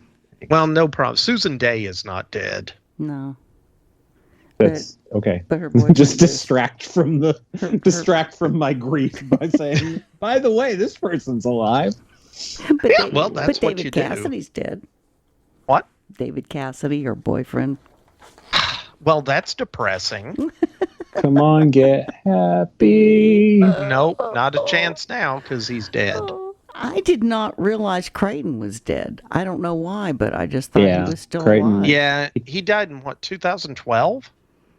Yeah, he died, and he wasn't super old, if I remember right. No, he had died of cancer, I think. Yeah. Yeah, he did, and he was in his late 60s, I want to say, when he passed. Yeah, weird. Yeah. So, and that was a great loss, but, and I mean that he was a genius for science and science fiction. I mean, his books are amazing. Mm-hmm. They Great are books. I was reading about his life. His life was amazing. Yeah. Well, talk about his life a little bit. Well, he graduated from Harvard. He was a medical doctor. Yeah. Traveled the world out over and over and over again. Just incredible stuff. A lot of his stuff shows up in his movies. Like things that he learned along the way. He's a really intelligent person. Yeah. Yeah. There's there's a sequence where Finney's character is getting ambushed by those shooters with real guns, but they fogged the room so that the light guns couldn't work. Remember that scene? Yeah. Which he could have solved by, having a real gun. Just like the scene in the car where they're shooting they're shooting the light guns at each other, and it's like, why don't you just pull out like a gun? Like, that would solve this problem. Yep. But Crichton put that in because he remembered how Pacific Islanders dealt with invading Europeans that had guns. They always planned their battles for rainy days that would ruin the gunpowder. Genius. I know. Actually, that is pretty smart. But at the same time, a fan could overcome that. Yeah. Oh, a big fan. Well, a big fan. That's what he ended up doing, busting a window. Yeah. To let the smoke out. So he could get to his car the next day. Yes. Well, and, Crichton was always writing books about science or science-related that would show almost always the dark side of something. Mm-hmm. He did the Andromeda Strain, which was the dark side of first contact with aliens, among other things. What? What? The Andromeda Strain was a virus. Yes. That's an okay, alien. Mary. Oh, I it didn't was realize an it was an alien virus. I just thought it was a virus like the pandemic virus. No. It was a Well, we virus don't that they know. got in a thing called Project Scoop that they thought was about Oh, exploring the that's universe, right. but turns out that it had military applications because the government wants to weaponize anything they find in space because the government's bad. They'll take our jobs. Spoilers for anyone who hasn't seen. Yeah. If we mention a movie at this point, folks, just go watch it or plan never to see it. If you haven't seen The Andromeda Strain, how the hell did you make it onto this podcast? That's true. But you know, Have you look guys at done The Jurassic Andromeda Park. Strain? What? I don't Have you think guys we done The have. Andromeda Strain on the cast? That's a good question, and I don't know the answer. I do want to say we have. Okay, it is one of my favorite movies. Oh, I love that film. The original, not so much the remake. No. And the original, I don't know why it's good, because it's really boring. But it's not. I don't know if that, it's just, it's so steeped in the science of it that, I don't know. And it's not that boring. And by the way, we did it in episode 221. Yes, we did. Back in 2012. That was a long time ago. It was. So there you go. Yes. Cool. But, and, you know, also, you know, look at Jurassic Park, Westworld. All of those are about different technologies and how they kind of go crazy. And one of my favorites that I don't think they ever did a movie of was Prey. Did you ever read Prey? I never read that one. Okay, Prey was about nanobots. Nice. Yeah. And it really put chills in me. And I still think about that every time people are talking about developing nanotechnology. Yep. So, you know, it's just that comes up. One of my favorite Crichtons, I really like Sphere. Oh yeah, Sphere's a good. Okay, I like. It's a great book. It's a not great movie, but it's not a bad movie. It's just not a great movie. Yeah, no, that's my take. Mary, have you? I'm gonna ask, and this is not a judgmental ask. No. Have you read any Michael Crichton? I think, but it was so long ago that I don't remember. Okay. Now, I will tell you another one of his movies that was not a novel. It was one of his original screenplays that he also directed that I think would be fun to do on the podcast. Yes. Runaway. I don't remember And that one neither either. of you know what I'm talking about, do you? Nope. No clue. Okay, it's a 1984 movie with Tom Selleck, and he plays a cop, and it's the near future, probably something like the year 2000 or 2010. And robots are a very common part of American life. And because there are special police officers who are trained to take down rogue robots. But it's not the same way as, you know, like Blade Runner, where you're going after replicants. These are obviously robots, and they are behaving badly because Gene Simmons, of all people, is an evil robot programmer. Yeah. And he's making them kill. But see, that's what I like about Michael Crichton is he not only gets the tech right, he gets the human motivations for the tech going wrong right. Yes. Like in Looker, it is a corporation that wants outsized influence and control, and the reason they're killing people is to protect their proprietary, their intellectual property. That feels totally legit by today's standards, you know? Yeah. If anything, it's gotten more legit in the last 20 years, you know, that weird motivation. So. No, that's true. And books. Yeah, well, I mean, I'm not plugging our own movie, but we actually touched on stuff like that with loss prevention. Yeah. No, wait, I am plugging our movie. Everyone should go watch Loss Prevention. No spoilers. You're allowed to plug your own movie, Nick. Yeah. Damn I straight. support you. Damn straight. I wonder why. Yeah. Yeah, but even like in this movie, like they perfect the ability to manipulate the audience through commercials. Mm-hmm. Yeah. Does that mean that the commercials are amazing? No, the commercials are just as bad as they always have been, but they put in subliminal light messaging to make you want to buy the product. Yeah. That's exactly what's happening today with, like, you know, the algorithms of Facebook and TikTok. The content's not better, but it gets into your brain, you know, to figure out how to keep you watching. Because it's targeted to what you like. Well, it doesn't even target what you like. It targets what you subconsciously want or need to watch, even if you don't like it. It gets it wrong with me all the time.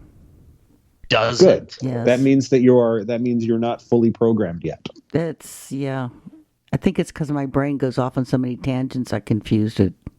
Yeah. Yeah, you probably represent 4 or 5 different humans as far as it's concerned. It's always trying to figure you out, Mary. Congratulations. It never gets it right. Yeah. TikTok's scary because I'll be on TikTok for like hours and I'm like, I'm not enjoying this. I don't even like this content, but there's something about what it's doing that I have to see the next video. Yeah. Well, it's creepy, I'm like which is that. why I don't get on TikTok very I'm often. like that with cat videos, I have to admit. Nice. So yeah, we know because you send them to us. I can't stop. Help. Okay. Rolling this back into the podcast. Oh, okay. So I kept trying, like I kept saying, and in the movie, Michael Crichton, like I was trying. Yeah, you did a good job there, Brian. I appreciate you. Very good. Everyone else has given up, but I'm trying. Well, and I think there's, the idea of the movie was really focused, I feel like, on the subliminal messaging and the mind control aspect. Yes. What I think is funny is the reason I wanted to do the movie is because of the whole CGI aspect of it and the development of these fake human models that you can use, which instead is of outlandish. We'll never be able to do that. Never ever Indiana Jones de-aging. Never. Yeah. I have to see that just to see that.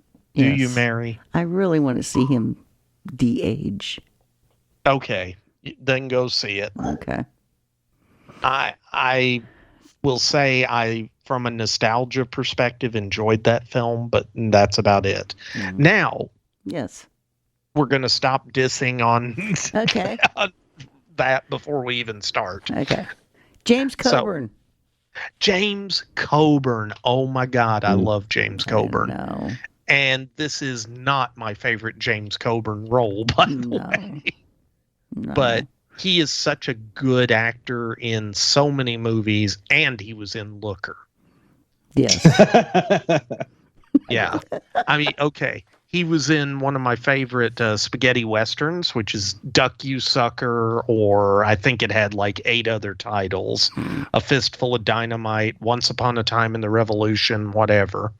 But it was a Sergio Leone film with Rod Steiger playing a Mexican revolutionary.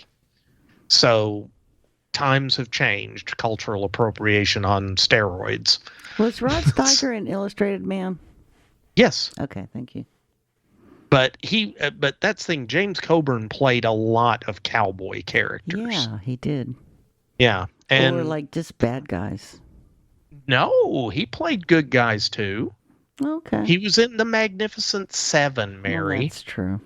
He played Brit. As a matter of fact, that was one of his earliest film roles. Mm-hmm. Yeah. And he reminded me in this movie a lot of Dan O'Herlihy from Halloween 3. Actually, yeah. Oh my God! Right down to the hair, the same and villain. The black 3-piece suit. Yep. Oh my God! World domination via the manipulation of the masses through television. Oh my God! It's the same plot. Oh my God! I'm dizzy right now. It comes right down because to of all the similarities, but that's beside the point. No, but he did a whole lot of westerns, but he also did the Our Man Flint movies. I never liked those. I absolutely love them because they are so incredibly stupid. And just brilliantly stupid. Okay. I mean, Our Man Flint and In Like Flint, I love those films. Okay. It's true. He's had me watch them before. I had you watch one. I don't think I I've made you remember watch them. both of I remember it slightly. I think I was drinking heavily at the time. So there's that. Yeah, you were, but that's okay. Wow, he's been in 173 movies. Yeah. Wow. Or TV series. Yeah, James Coburn was a prolific actor. Yeah. Did a lot of television stuff. Yeah. A little about cowboys. A lot of the cowboys. Yeah.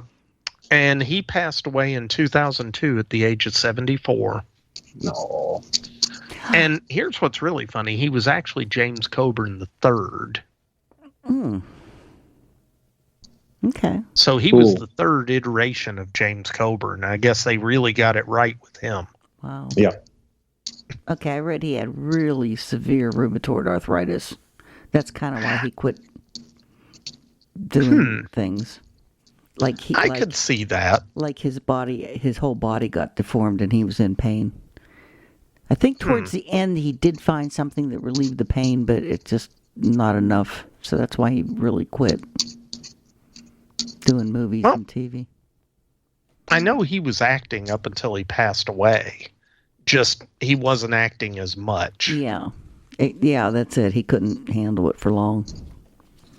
All right. But now, and he was a pallbearer at Bruce Lee's funeral. Yeah, that's because he was cool. one of Bruce Lee's students. Yeah, that is really That's cool. Yeah. No, he and who else was it? It was him and Steve McQueen. Steve McQueen, thank you. Yeah, Steve McQueen was the other one of the famous students of Bruce yeah. Lee. Yeah. Cool. And he's a really fun guy. Really, really popular in Japan because he had really masculine appearance. So he supported himself by exporting rare automobiles to Japan in the end. In later years, they really liked him over there. Well, that's good. And he introduced Steve McQueen to Ferraris. And that's a big deal. It is. Because they did a lot of racing. Yep. And he was mad because they cut so much of his part out of the movie. Okay. Yeah, so there's tons of scenes just sitting somewhere that make this movie better. Mm-hmm.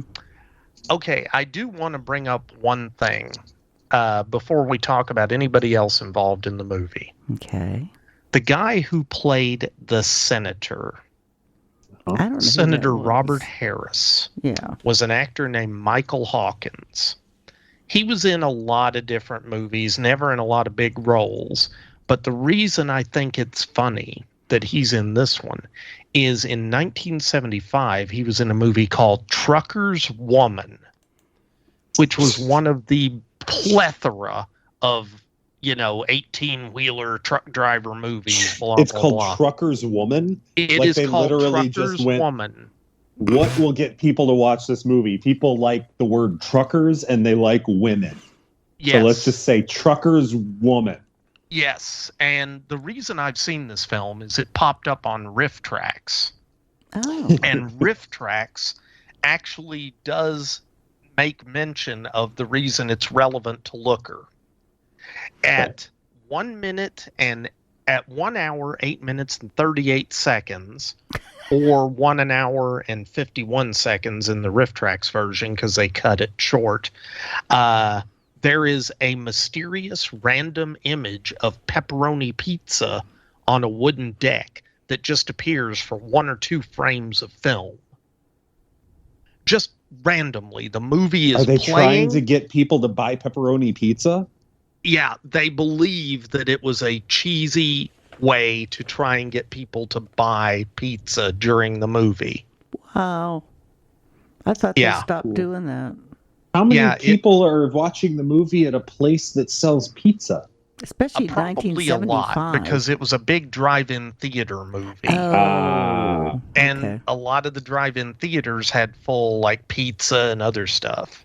Well, I don't know if it works on anyone else, but I just got a hankering for a pepperoni pizza. Yeah. So I guess it's working on me. Wait, but that's I what I had just for thought dinner. that was a bit Did of you really? irony. Yeah. Synchronicities.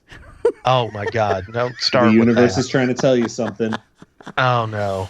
No, don't tell us anything, universe, please. Synchronicities. Yeah.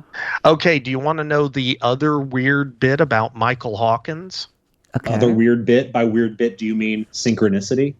Possibly. Okay, He's go for Christian it. Slater's dad. What? What? Okay, ready? Mind blown. Yes, he's That's Christian crazy. Slater's dad. Look it up. Why isn't Christian Slater Christian Hawkins?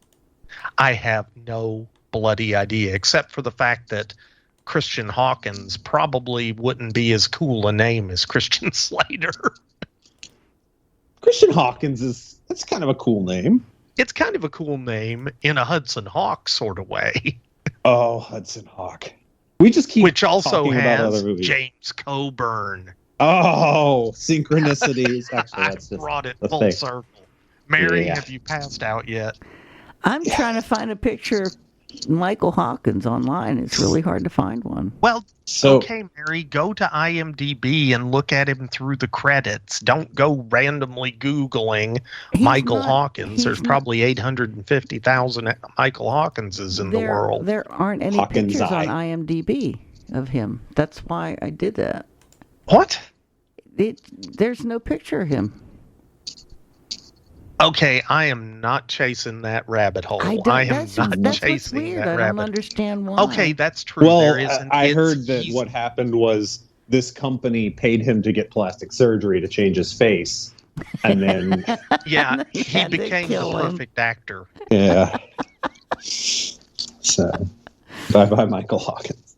Bye-bye, Michael Hawkins. Okay.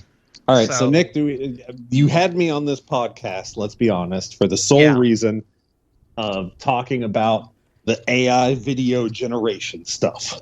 I know you. I really had you on as a filmmaker to talk about it. No, you didn't. Okay, but I do know, and I have promoted on the B Movie Cast your documentaries. Oh, they're getting better and better. Wait till this next one. This next one's going to be What's your next crazy one? cool. I'm doing one about demon possession.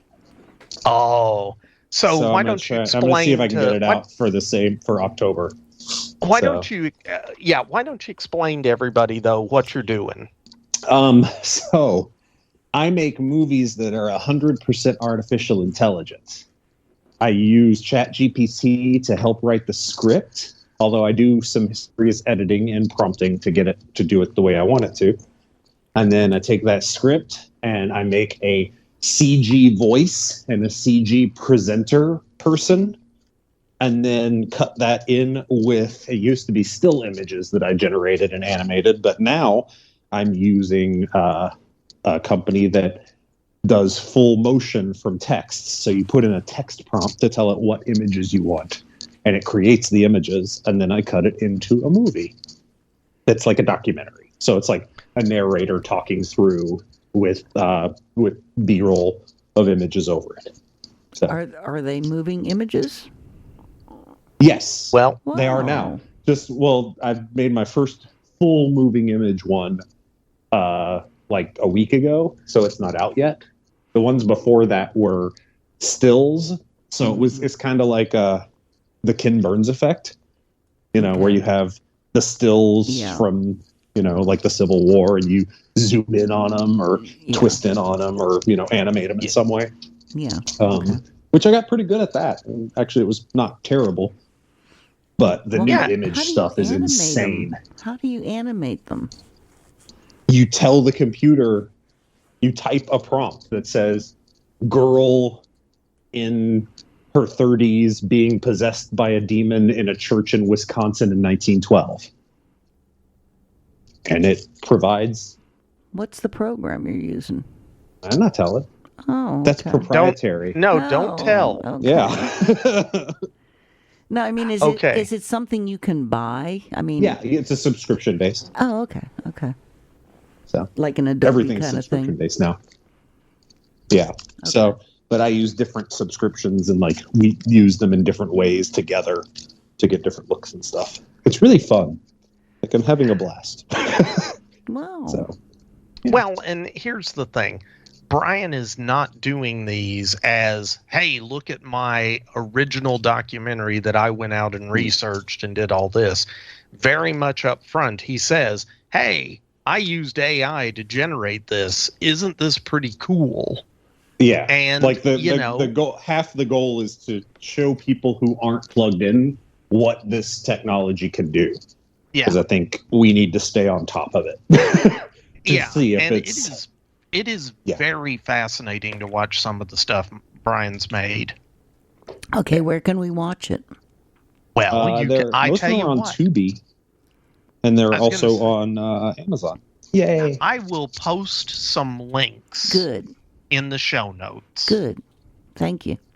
So there, everybody can watch some of Brian's documentaries, and please check them out. I do think it's fun, and I am not a producer on any of them, so this is totally plugging Brian's stuff.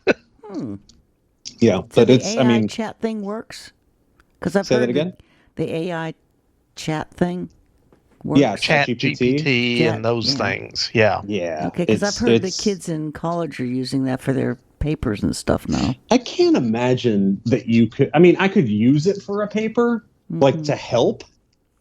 Okay. But I can't imagine I'd get an A writing something with just ChatGPT because it gets pretty redundant. It's good for these documentaries because I'm like trying to emulate like Ancient Aliens. Yeah. That kind of style, which is really simple and kind of silly. Yeah. And it does that really well. But if you were trying to get into like, A plus, creative writing, I don't think it's quite there yet. It's going to be there very soon.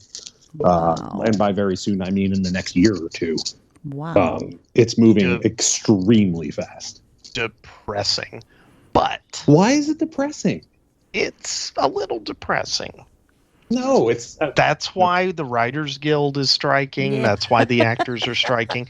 Because... You're not using your own creativity anymore. You're not using using your own brain to... Yes, you are. You still... It's... Okay, so here's how I like to put it. Okay, so now you're a writer, right? Mm-hmm. You have ideas for books or articles or whatever you want to write.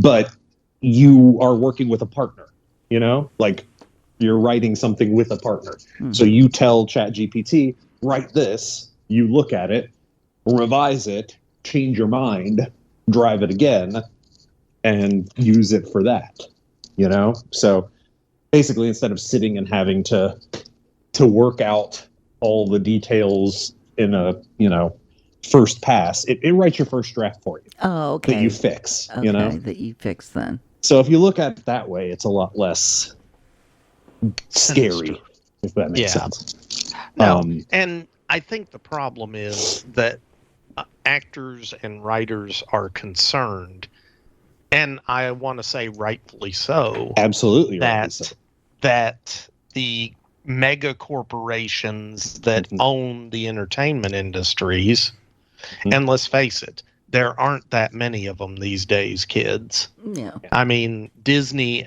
when you go to watch Star Wars, Avatar, Marvel, all that is owned by Disney, right?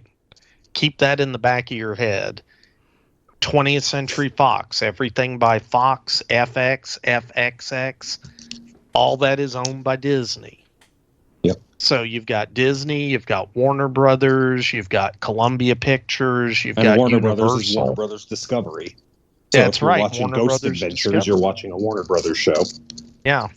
There's a whole lot of consolidation that's been happening over the last 20 years in the entertainment industry. But also consolidation, vertical integration with companies who have nothing to do with entertainment. That are these giant mega corporations who own these media companies as like a side bet. It's very strange. And that, by the way, is why I wanted to do Looker. Yeah. Because that's where, why are these models being killed? Why is all this bad stuff happening? So the mega corporation can protect its property, right? Intellectual property. That's the perfect example. In this movie, I laughed out loud when it was like, scan your face into this. We'll pay you $200,000 a year to use it. And I'm like, even in the nihilistic Michael Crichton version of this technology, the corporation is paying $200,000 a year to use someone's image. And whereas in reality, they want to pay $70 for 1 day of work and then archive your image forever. Yeah. Like that's what's happening right now. They want to bring background actors in, scan their faces, pay them $70 for 1 day's worth of work, and then use them in crowd shots in perpetuity. So the problem, in my opinion, is not the technology. The technology is great. It's the technology. People using it are evil. They want to misuse it, and they don't want to take care of people, and it's not, that's not going to last very long, and without some really, really major bad things happening. Yeah. So it's always been the bottom line with corporations. Yeah. Well, it always has. So what we need to do is move beyond money, like the Star Trek universe, or more appropriately, like the universe from the Orville. Axanar. Wow, we are going to get so many comments on this section of the Bible. Say in 15, here's the weird thing about AI technology. It has the ability to solve all of our problems if we let it, and if we control it and use it in the right way.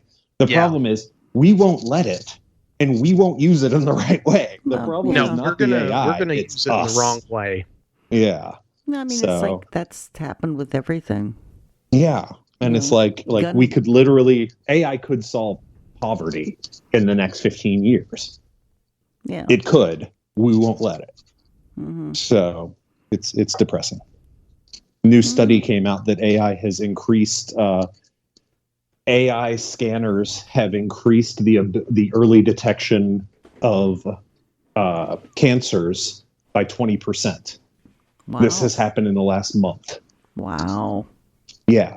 They're detecting it earlier and earlier. And then with the mRNA vaccines from COVID, they're saying within less than 10 years, they'll be able to take a sample of a cancer you have, analyze it using AI, figure out exactly how to make an mRNA vaccine to attack it, and you have your cure for cancer. Stuff like that is a realistic possibility now. It's just crazy. Mm-hmm. The last year has changed everything, but it's interesting. They always find a way to make money or kill people with stuff. Yep. Or both. If you can do both at the same time. That's yeah. If you can do both at the same time, that is the military industrial complex. Exactly. Yeah. Which is also using AI heavily. And that's terrifying. Yeah. I mean, but it's been around forever and ever. They've always done that. All right, hippies. Let's reel this back in. Yes. And let's do the plot. I totally forgot about that part. I know. Ready? Yes. So, Albert Finney plays a doctor, Dr. Larry Roberts, who is a Beverly Hills plastic surgeon who has done plastic surgery on 4 different models. And 2 of them... I also want, before you do the whole plot, I'm challenging you to do the plot without referencing any of the deleted scenes or things that we have figured out. Oh my God. Yeah. Okay. Yep. So only referencing things that are in the theatrical cut of the movie. So that is the rule. Okay, we're going to try, and I'm going to try and do this pretty fast too. So let's see, because the movie's pretty fast, although it goes slow. Okay, so these models are mostly doing television commercials, and 2 of them, well, the movie opens with one of them dying mysteriously. Okay. And it's only mysterious because we see what's happening, but we don't see everything that's happening. And I thought that sequence was super cool. I did too. Like, I thought it was, I kind of figured out what was going on, but if you didn't know what was going on, it's just really weird. Was that cool. the car roof one? Yeah, that was I think 2 of them were thrown out the window ones, but this was the first one where the lady had the little dog. Okay. I don't remember how she died. So she's She there got with wrapped up in the curtain and fell off the balcony. Yeah. Okay. And I do want to make a note for all those listeners. They did make sure that it was very obvious that she put the dog down before she fell off the balcony. Because I was like, are they going to kill that dog? No. I thought they were going to kill the dog too. And I was going to be like, if they kill the dog, Mary is never going to forgive Nick. I know. No, and they did not. So they made it very obvious that they didn't kill the dog too. But when she is walking around her apartment in her underwear, because that's what we're paying to see, I reckon. Know your audience. She's a looker. But she's walking around her apartment and she keeps freezing and stuff happens. And at one point she freezes and her little yappy dog is nowhere to be found, but she can hear him and she finds he's locked in the closet. And then she turns around and sees this case laying on the bed. And the case has the outline of a gun in it, and she's over feeling around in it, and she's like, "What's this?" Well, she keeps getting. It's very strange that she feels the outline of the gun. Yeah, that's true. She couldn't just look at it and go, "Hey, that looks like a gun goes in there." But whatever. So anyway, she then gets basically wrapped up in a curtain and falls to her death, and I'm doing air quotes around the word falls because she didn't fall. She was obviously pushed, but to the police it looks like a suicide. Now, what we find out a little bit later in the theatrical release version of the movie is that she was a patient of Larry Roberts. So was her friend who was killed the week before in a car accident, supposedly. Then another is his model name really comes. Larry Roberts? What? That is the Larry laziest Roberts, name ever. Yeah, well, I believe that was the name of a televangelist too. Oh, then that's interesting. Yeah. Yeah, exactly. But also, I want to defend the walking around in her underwear stuff because that's actually kind of a thematic point in the movie. Because there's that moment where someone knocks on the door and she goes to put the robe on, thinks better of it, takes the robe off because she wants to show off her body, her new face and her body. And I think that's thematically relevant to the movie. Very astute, Brian. I hadn't thought of that. Man. So, okay. Well, all right. So later, another one of the models is actually in Dr. Roberts' office, and she's talking to him, and she's telling him, "Hey, I want you to change me back." And he's like, "What?" And she says, "Look, somebody's killing all of the perfect women. They killed my 2 friends, and I'm next, and I'm getting out of here. I'm flying to Tahiti or something." And so she's getting ready to leave town. But as she's getting ready to leave town, she realizes that she has forgot her luggage at her house. Okay, so she races off to her house. She literally has a moment where she goes, "Oh no, I forgot my luggage in my house." Yes. Yeah. And she races back to her apartment. And what's funny is Albert he goes over to her house because something's wrong. And he gets there just in time to see her being murdered by a mysterious man with a mustache. And he looks up and she's got this condo way up at the top of a building, and he sees these flashes of light, and the next thing he sees is her come falling down and crash into a car, which was a really interesting stunt because that was not a dummy that dropped on the car for that last bit. That looked like a human. I know. And it looked like her. I mean, it looked like someone of the same build as her, which you wouldn't normally find a stunt person of that build. That was weird because you usually don't show the landing on the car bit. Yeah. Yeah. At least not from that angle. So that's weird. Why this movie cost $12 million. It could be. But anyway, so she I'll falls rephrase. That's death. why this movie lost $12 million. Well, okay. So one of the other points that I kind of skipped over is after they killed the first model at the beginning of the film, the assailant, the guy with the mysterious man with the mustache, strategically places a button in the center of the bed from the model, and he strategically places a pen. And what happens later is Lieutenant Masters, who is the the police detective in this. By the way, that was an actor named Dorian Harewood, who, if you watched anything in the 1980s, Dorian Harewood was probably your police detective or the captain of the military group or whatever. But this guy made a career out of playing those characters. And so when he pops up as the police detective, it's kind of, oh, okay, it's him. But anyway, he shows up at Roberts' office and is questioning him. And he's actually asking him if he loses stuff, because all of a sudden the files for these ladies that he's done this work on, they're missing. And, Masters pulls out the pen that they found at the model's house. And he's like, aha. And he's like, you lost this, didn't you? He's like, oh, I guess I did.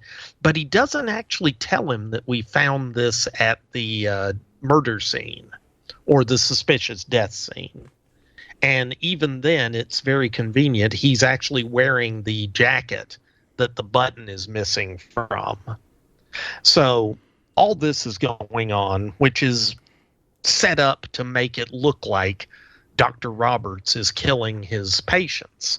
And Susan Dey is the fourth model. And she's come to see him just for a follow-up. And he's checking her, and she's fine. And Susan Dey is kind of crushing on the doctor, apparently, because she's halfway hitting on him throughout their little interview. And he just totally tells her, no, that's I don't date my patients. And that's what Brian was talking about earlier, is that he's rejecting this beautiful woman's advances. And it's because he sticks to this strict code that he won't date his patients. Well, after the third model dies and he's there, Dr. Roberts runs upstairs to try and catch the mysterious guy with the mustache. Yeah, because you know that you're being suspected of murder. What you need to do is go straight to the crime scene and put your fingerprints everywhere. It's very important. And don't forget, you need to look over the balcony just as the police arrive, so that the detective that suspects you're involved can see you from there. Yeah, and you need to stand looking ominous up there. Yeah, it is so obvious that to me, it makes it obvious that he didn't do it. Yeah, because but nobody. Also, this plot line of framing the doctor goes nowhere. Yeah, it goes nowhere. It doesn't really matter. You would, because I would have expected the police to arrest him, take him into custody, at least take him in for detailed questioning, not just show up at his office, ask him a couple of questions, and that's it. Well, and then they talk to him at the apartment, and then it's never brought up again. Him being a suspect is never a part of the plot again. Yeah. Ever. But what is a part of the plot is that the third model, Lisa, left her purse at his office, because this lady, aside from getting murdered because she forgot her luggage, apparently would forget her head if it wasn't nailed on, because she forgot her purse at his office. Well, she forgot her purse because she was in such a hurry to go get her luggage. Exactly.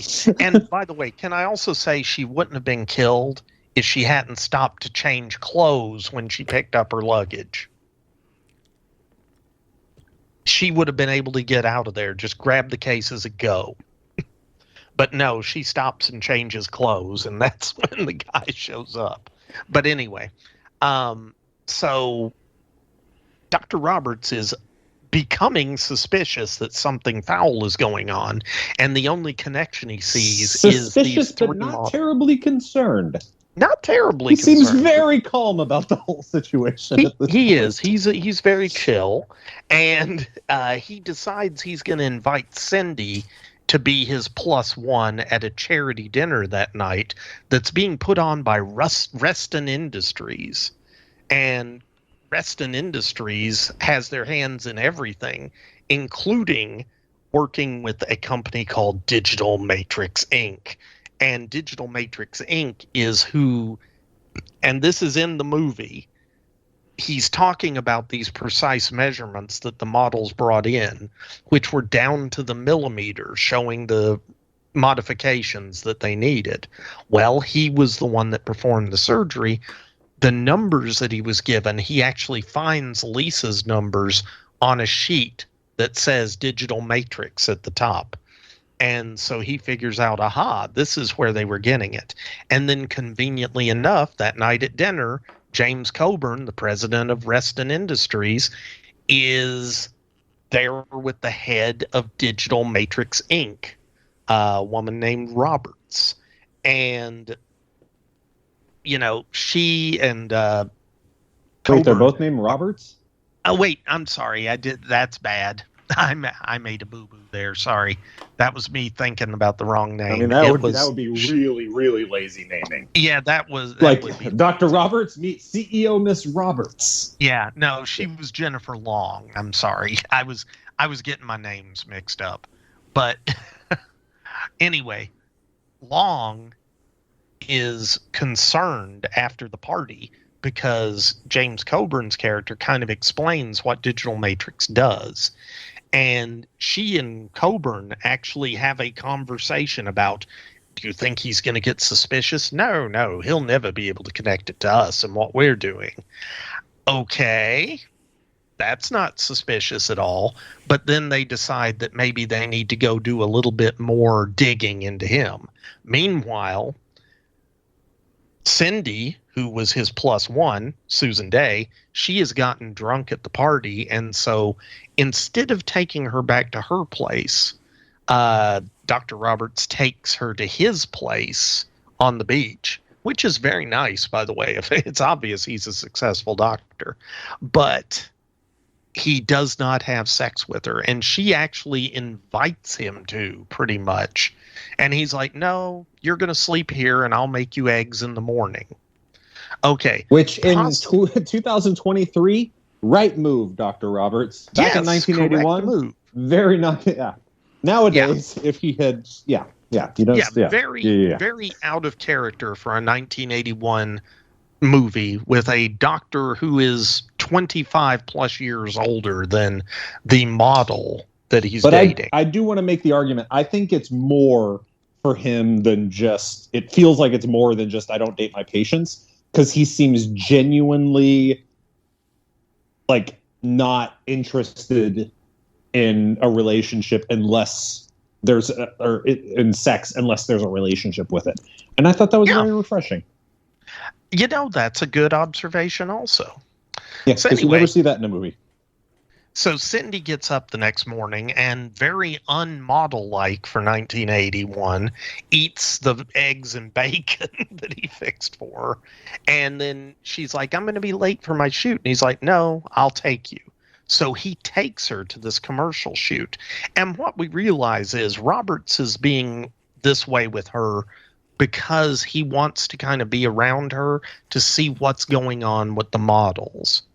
And while he's there, they do a shoot at the beach, and Cindy has to do this scene where they're playing volleyball, and she jumps and falls in the sand. And they do, I don't know how many takes, but the implication is 20 or 30 takes of this one scene, because there's some guys in a van that conveniently enough says Digital Matrix Inc. on the side of it, and they keep radioing out to the director and telling him, no, she was off by 2 millimeters. No, she was off by a centimeter. She needs to go a little bit higher. I didn't understand that part. Okay. They actually explain this a little bit later, because after they try again to do the scene, while they're doing that, Roberts wanders over to the van, and he actually sees what's going on the screen. And what's happening is the van has some sophisticated equipment that is scanning the model from the perspective of the camera. Okay? Mm-hmm. And it is seeing how she looks when she moves, and it is precisely calculating where she should be to get the perfect image. Oh, okay. And as a human, and okay, this is revealed in the plot later, but what they say is they could change the models physically so that they would look perfect. Yeah. But when they start moving, okay, they can't make them move perfectly. Okay.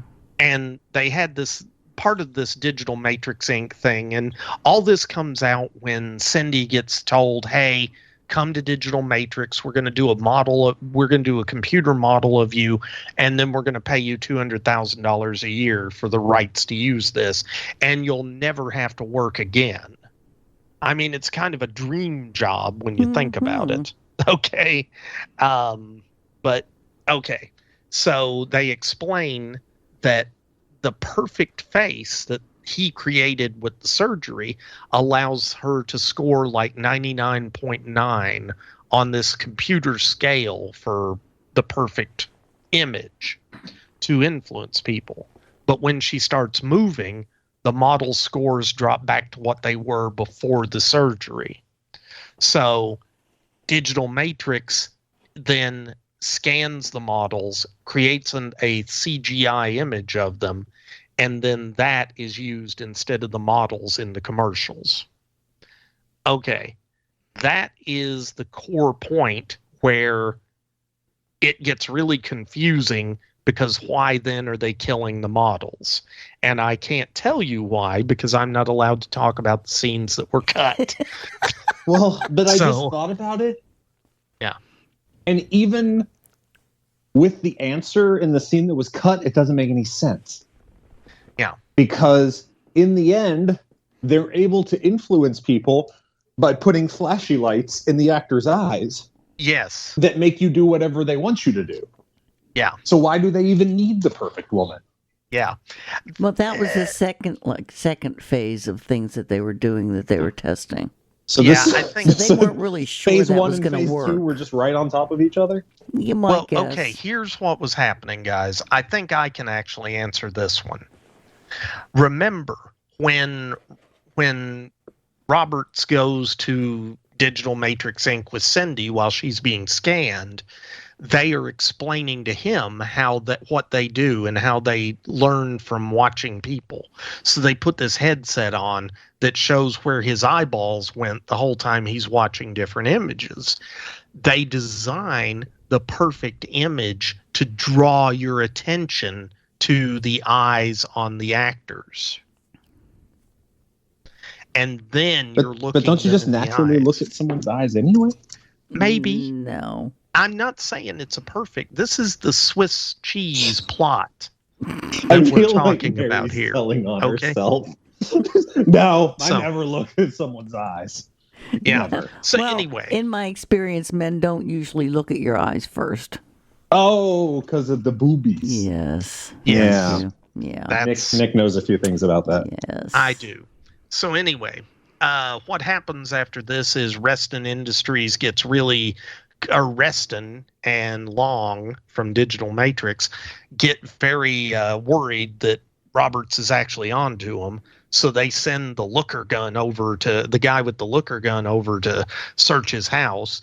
And Roberts is like, hey, how did I just lose like 4 hours and spill all this water and have my drinks freeze and everything else, because he's losing all this time during the search. But fortunately, he had stolen a key card so that he could get into Digital Matrix.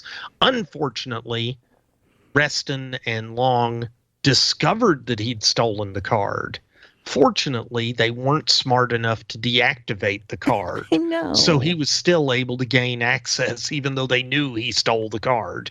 And he and Cindy used the digital key card to infiltrate Digital Matrix, and they find the blueprints for a looker gun. We have, but only after riding a robot trash can. After riding a robot trash can. That's true. That is an important plot point. Yes. At this point, they're in the Looker lab, and they have what is probably the worst filmed fight scene I have ever seen. It is just terrible. It is so bad that it is hilariously fun to watch.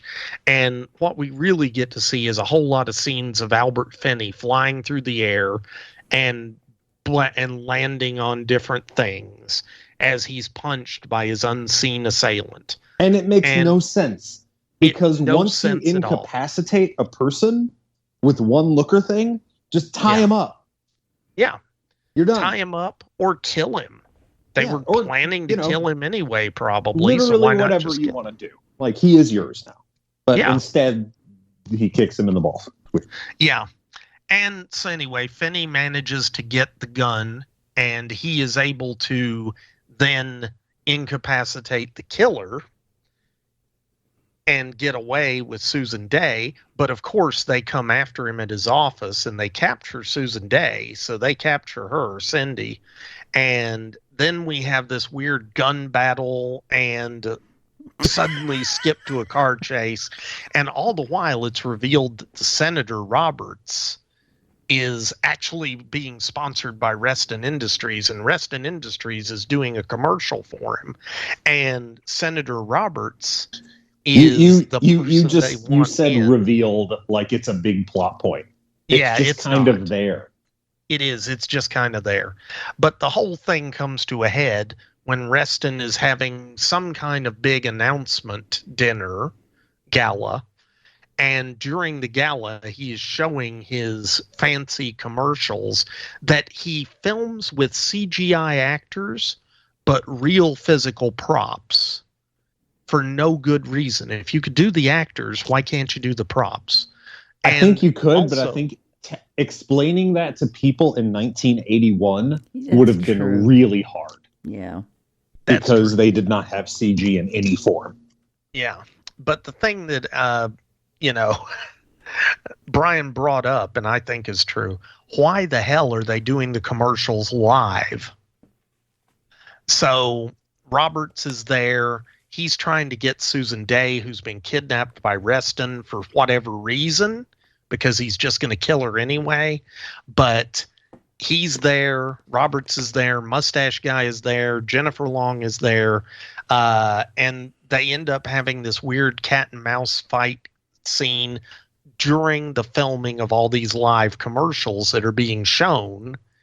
And so it's sort of funny watching, Albert Finney's character pop up in the middle of a car commercial, or seeing the guy with the gun pop up in the middle of a laxative commercial. And, there's a lot of what is supposed to be humor that doesn't really come across very humorous. It just sort of falls flat, I think. But my favorite, though, is when the police, who are obviously onto all this, apparently, show up, and James Coburn is about to shoot Roberts. Instead, the police detective shoots James Coburn right in the throat, so blood is spurting out of him as the commercial for Spurt toothpaste is playing. I didn't get that one. Very weird. And at that point, Roberts decides he will date Cindy. The end. The end. The bizarre end. Yes. And she's where nothing is explained. Yeah. Instead of always on display, it should be nothing is explained, because she's a looker. What was really hard for me is when I started watching this on Amazon. I read the little blurb about what the movie was about, and it said clone in the blurb. Well, so they probably I'm sitting there thinking they actually were cloning these people. So on top of not understanding the movie in the first place, because that whole scene was cut out. I'm like waiting for clones, actual physical clones. And they never showed up. They never showed up, and it was really, really confusing. I totally understand that, Mary. Mm-hmm. And by the way, digital cloning is another way to say you use CGI to recreate an actor. Yeah. So that is probably what they were trying to imply in that description. Yeah. But obviously they didn't do a good job. Yeah, no. I'm waiting for, and at that scene at the end where the big party scene, I was waiting for clones of those other women to come walking in the party. Well, that's disappointing. Like physical clones, and it's like, I don't get this. What does this have to do with clones? I was like, yeah. So, Mary, what you need to do is stop reading the descriptions before 1 the movie. star, no clones, Mary. Yes. Yeah. Yes. Yeah, Mary, go on Amazon and write that review. I'm gonna complain about that one. Yeah. This movie would have been better with clones. It would have made less sense, but it would have been better. It would have been better. 3D printed humans. Okay. Okay. Any other comments about the film? It felt like it was so close to being good, and it felt like it was so close to being like an important cultural document that we could look back on and be like, holy crap, they predicted this in 81. Yeah. But because it was so poorly executed, it didn't hit any of those. And that makes me sad. Yeah. That is kind of sad, but it's true. And the thing about James Coburn, when he said most of his stuff was on the cutting room floor, he was really upset that they had Albert Finney running around in a security guard uniform throughout the film. Yeah. Because they just kept showing him going up elevators, down elevators, running around with that stupid outfit on. It took up a lot of time. Well, they needed to do something, apparently. And I guess they cut James Coburn out, so he was pissed about it. I want to know who messed with the cut. Like, I want to know if it was a producer or if it was the director, or there's a story there somewhere. Yeah, you know? I've never been able to go any but further it's than a just, story that's that because a the story. movie's so bad no one cares about. You know? You just nailed it. There's not a whole lot written about this movie, so I don't. But there That's might be a because really it was good a flop. cut.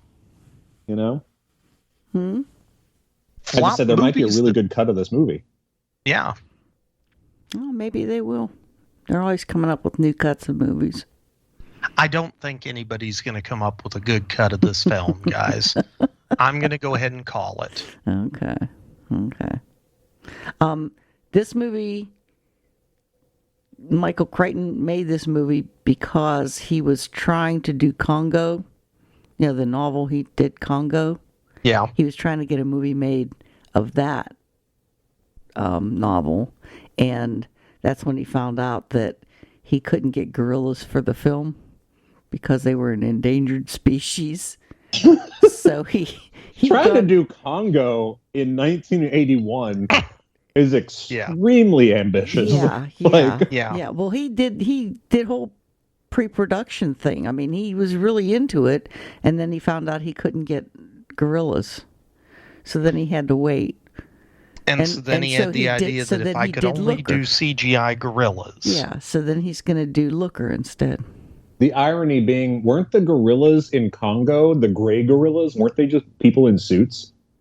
Some of them were, and there were some animatronics. Oh, right. Okay. Yeah. I never watched So they didn't that use one, real gorillas anyway. after all. No. I think they may have done a little bit early CGI for some of it, but... Remember, Congo, I think predated... did it predate Jurassic Park, or did it come... No, it came out after. No, it was right after, because you wouldn't have made Congo if Jurassic Park hadn't been a hit. Basically, it was like, what's the next Michael Crichton novel? What can we do? Good call. True. All right. Well, I think we have beat Looker to death. Yes. And by the way, we are at over 2 hours talking about a 90-minute movie. Yeah. So, # winning. Yeah. Sorry for my soapbox rants. Well, dude, I have strong opinions why, about things. That is why we wanted you on the podcast, Brian. Yes. I think you were the perfect person to bring in for this. Cool. Aww. What? Why did you go, oh? She misses me. She misses my face. I do. She said so. It's been a long time. Well, then you guys just need to get together. Well, as soon as I have a hangout, get in the car and ride for 8 hours at a time, I will. Is it 8 hours? It's gonna be probably 10, wouldn't it? Yeah, that's still not bad. It's about 8 hours from your place to Kentucky, Mary. Okay. But she's talking about meeting at the Monster Bash. Well, even if I came to Kentucky, I still couldn't sit in the car that long at this point. Fair. So, yeah. It'll be a while. Yeah. My physical therapist will get me into shape eventually. Good luck. I can reach the floor now, so that's good. Yay! Yay! Indeed. I can actually get on the floor and comb Kitty now. She's happy about that. Aww. Is Kitty's name Kitty? My Kitty. Yes, Kitty is named Kitty. Kitty's name is My Kitty, but it's MEI Kitty. Oh, that's cute. Aw. Yeah, but everybody calls her Me Kitty or Mine Kitty, or I always have to explain Mine it. Kitty? Do you have Nazi friends? Yeah, that sounds very... They totally destroy her name at the vet. Everywhere. I'd say just call her Kitty. And it's easy. Well, we found her and we didn't know what her name really was. And we kind of called a bunch of names out to see if she had her ears perked up. And I think they might have called her Socks because she has white paws. Or there was another name that she kind of perked up for, but we didn't like either of those names, so she ended up being Kitty. My Kitty. My Kitty. Because every time I'd walk in the house, I'd go, "Where's my kitty?" Oh. Anyway. Well, we're glad you can bend over and pet Kitty again. Kitty now, yeah. Mm-hmm. So's Kitty. Anyway, you want to get on with the feedback? Do we have feedback? Oh, yes. We have feedback. Okay. Okay. You ready? I'm ready. Okay, this first one is from Christopher Page. He says the photo is a little trickier this week. This is the very recognizable and very beautiful Ingrid Pitt in the first film of the Karnstein trilogy. 1970s, The Vampire Lovers, an interesting trilogy of films for the time. The rather blatant lesbian themes were pretty progressive and daring of Hammer films in the early 70s. Surprised and happy with my recent contest wins, Atomic City, that arrived shortly after Mary finished watching it, and was a really great hidden gem. Hidden for me, anyway.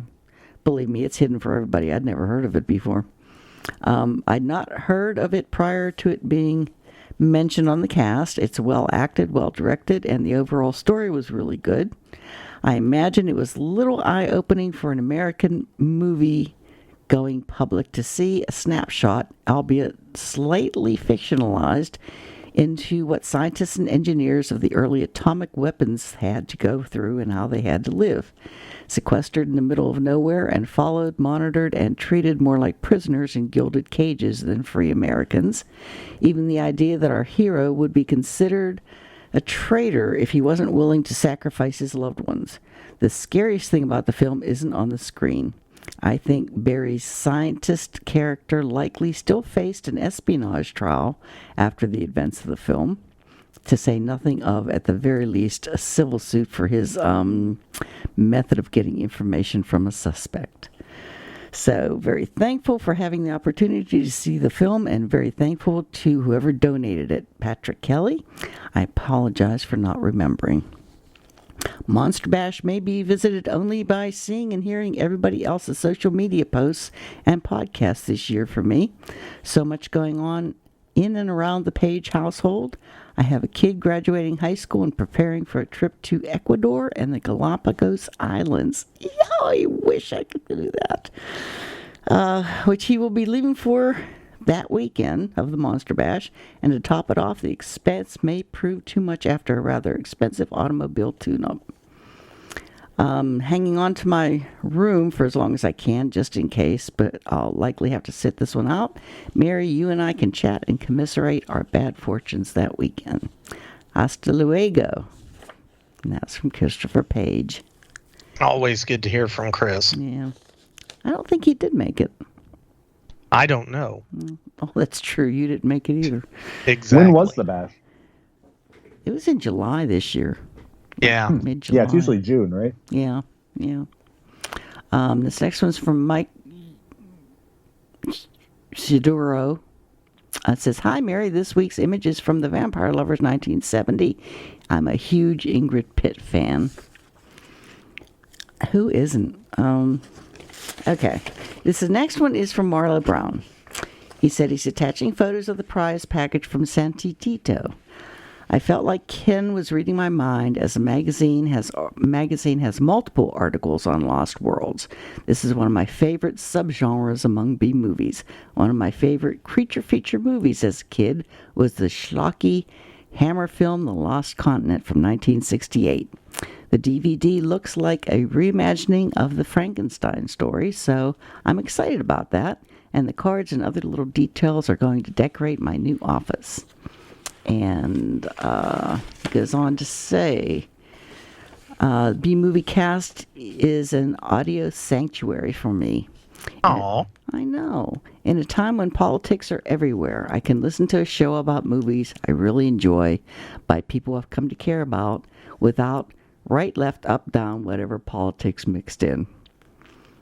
Maybe I'm you sorry, should guys. listen to this one. I'm sorry. Maybe We should didn't put talk about politics too much. We talked about CGI and No. computers. Okay. Well, next time I come on, I will keep it to myself. I apologize. I won't name the SF and movie casts I've abandoned because they started inserting political rants into the discussion of a book or a movie. I don't care if I agree or disagree with the politics. That's not what I want to listen to. I get more than enough of that from the news. One podcast in particular changed in doing so many of their reviews based on politics and choosing politics-heavy things to review. It was awful, and I quit.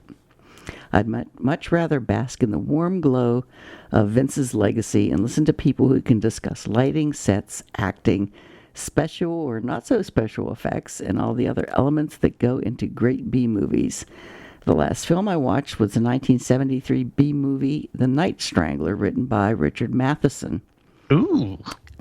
And starring the great Darren McGavin. Compared to recent films, there's no comparison. There are reasons I can still enjoy a movie 50 years after it was made. It was made as entertainment, and it succeeded admirably. I suspect that some of the more recent movies I've seen will slide into obscurity, while people like us will still seek out The Time Machine or The Evil Dead.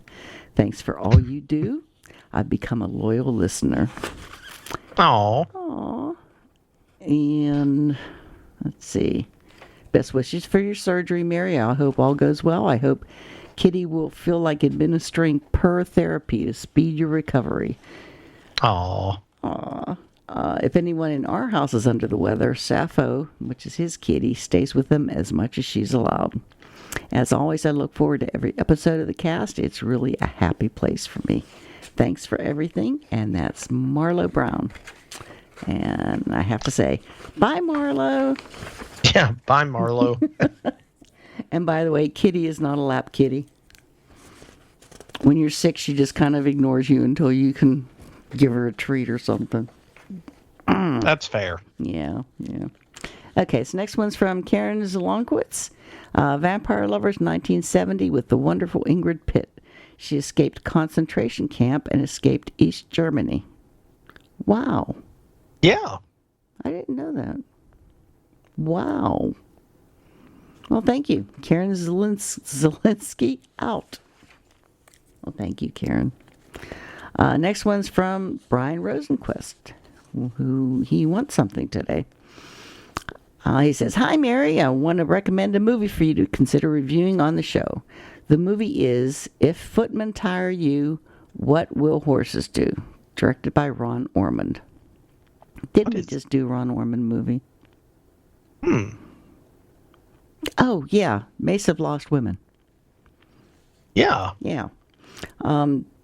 This movie, the Horses movie, is included in the new Blu-ray box set From Hollywood to Heaven, the Lost and Saved Films of the Ormond Family, recently released by Indicator Films. And, okay, he has a link here that I will send to Nick to put up for anybody that wants to get a copy of From Hollywood to Heaven. The Lost, we're going to have a lot of links. I know. The Lost and Saved Films of the Ormond Family. Ron Ormond was a prolific exploitation director for 20 years or so. He directed stuff like Mace of Lost Women, Untamed Mistress, Please Don't Touch Me, The Monster and the Stripper, etc. Then he and his family survived a plane crash, became born-again Christians, and decided to devote themselves to making Christian films. Except after 20 years of making exploitation movies, Ron Ormond had a baked-in exploitation aesthetic that did not change when he began making Christian films. He connected with Southern Baptist preacher Estes Perkle, and together they basically invented the genre that is today known as Godsploitation or Christsploitation. Their film, The Burning Hell, was a gigantic success and essentially created the template that films like Left Behind and A Thief in the Night followed. If Footmen Tire You, What Will Horses Do? Was Ron Ormond's first Christian film, and it's widely considered to be his most horrific and most entertaining film. Horrific? Wow. It's definitely my favorite of his films. I call it jaw-droppingly entertaining. Also, full disclosure, I did the Blu-ray audio commentary for Footman, along with... Yoo-hoo! That's awesome. I know. Along with Estes Perkle's son, Greg Perkle. Cool.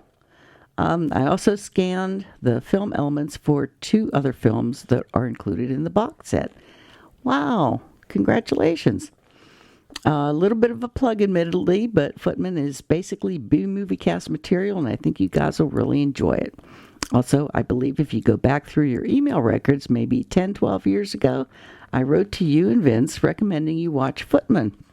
At that time, the only way to see it was in the form of bootleg VHS dubs that looked pretty awful. Now you can see Footman in beautifully restored 1080p. Best regards, Brian Rosenquist. Cool. Oh, congratulations. That is really neat. No, that is neat, and I kind of do want to see that film, so hey. Well, how can it be horrific? I hope they don't Mary, kill horses. Trust me, it could be horrific. No. Yeah, have you read the Old Testament? No. Pretty horrific. Oh, okay.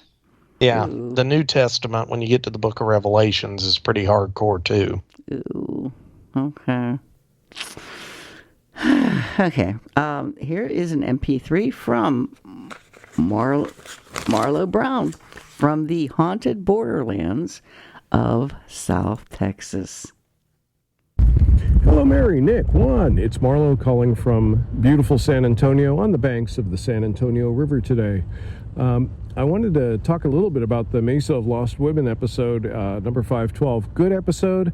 About the movie, well, yeah, it's a movie. I downloaded it from archive.org, and I can verify it's a movie, but probably not going to be one of my favorites.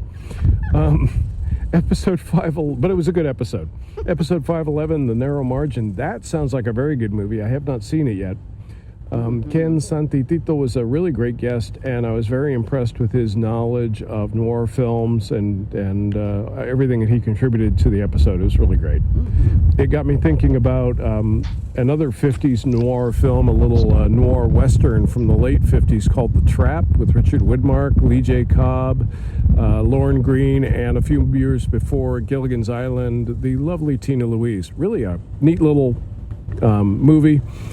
It's It's kind of a Western in that it's set in a Southern California small town out in the desert, although filmed on the studio backlot, of course. And so it's a Western set, even, that they used, and just dressed it up a little bit. Really kind of a neat little film. If anybody gets the chance, you might enjoy that one. And I also wanted to mention something else. There's a documentary available on YouTube right now that relates to us monster kids, because a lot of us got interested in these movies with something called Creature Features or something similar to that. For me, it was called Creature Features, and the documentary on YouTube is called Up Late with Bob Wilkins, and Bob Wilkins was the host in the San Francisco Bay Area in the 70s, and he had a ton of really great guests while he was hosting, William Shatner and George Takei and Harrison Ford and Carrie Fisher, and all kinds of people came by to see him and be interviewed. And it was really a cool show, and now there's a short documentary up there available on YouTube that you can see to find out a little more about, Bob Wilkins, who was really kind of a cool host, very low-key, super dry sense of humor, but very funny.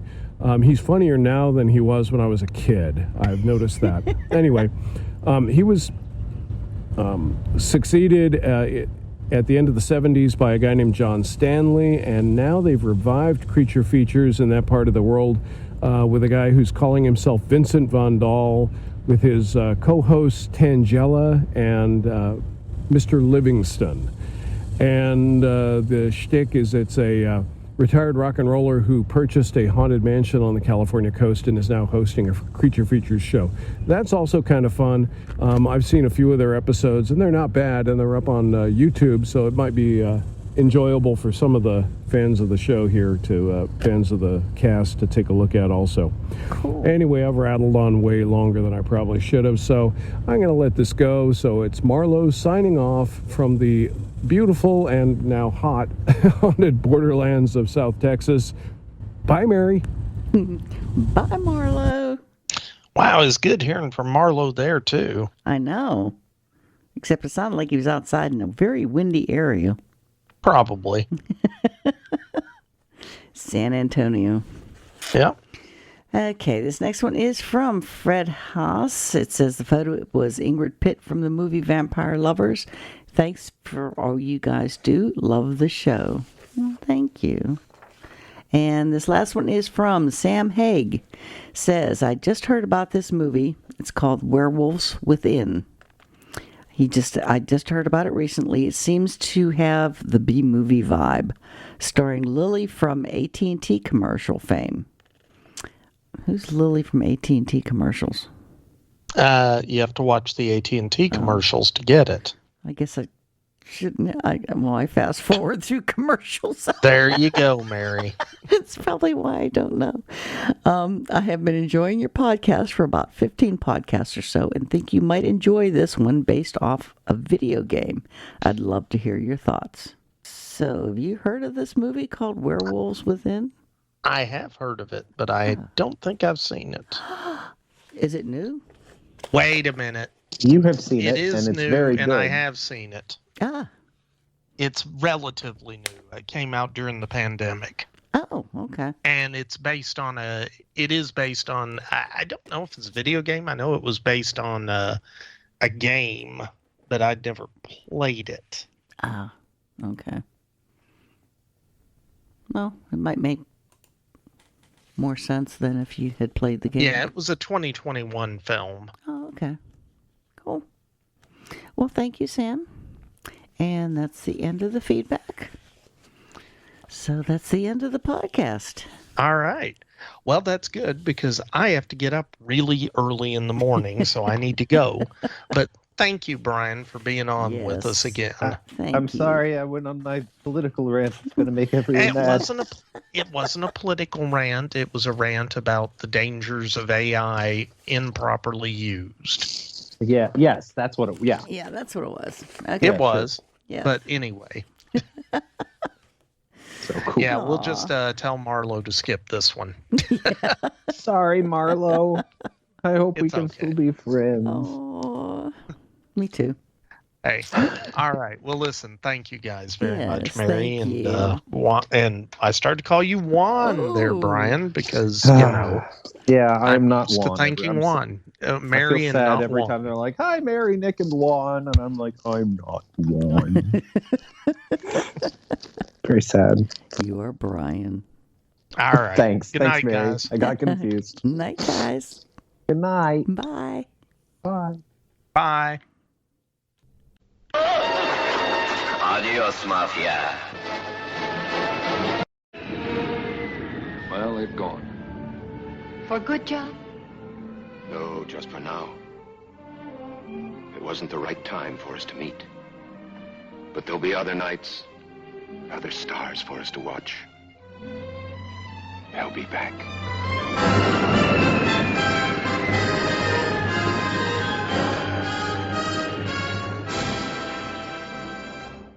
The ghosts are moving tonight, restless, hungry. All right, fellas, here's your story. Greetings, my friend. We are all interested in the future, for that is where you and I are going to spend the rest of our lives. And we cannot keep this a secret any longer. Wait, Captain. I have found evidence of intelligent beings on this planet. Look to the skies, it's the B-Movie Cookbook. Menus inspired by 15 of your favorite B-movies from the 1950s, with teenage werewolves, blobs, and enough cheese for everyone. When we return to our planet, the High Court may well sentence you to torture. But until then, we've got Ed Wood and Vincent Price. There'll be food and drink and ghosts, and perhaps even a few murders. You're all invited. So impress your friends with dinner and a movie with the B-Movie Cookbook. We've got you covered. Get your copy today at bmoviecookbook.com. That's bmoviecookbook.com. Let me see that book. I am interested to see what sways your mind so heavily. Sure thing, just visit bmoviecookbook.com. Anybody around here want some coffee?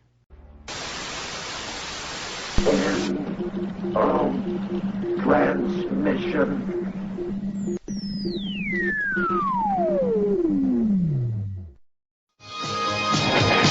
The good guys always win, even in the 80s.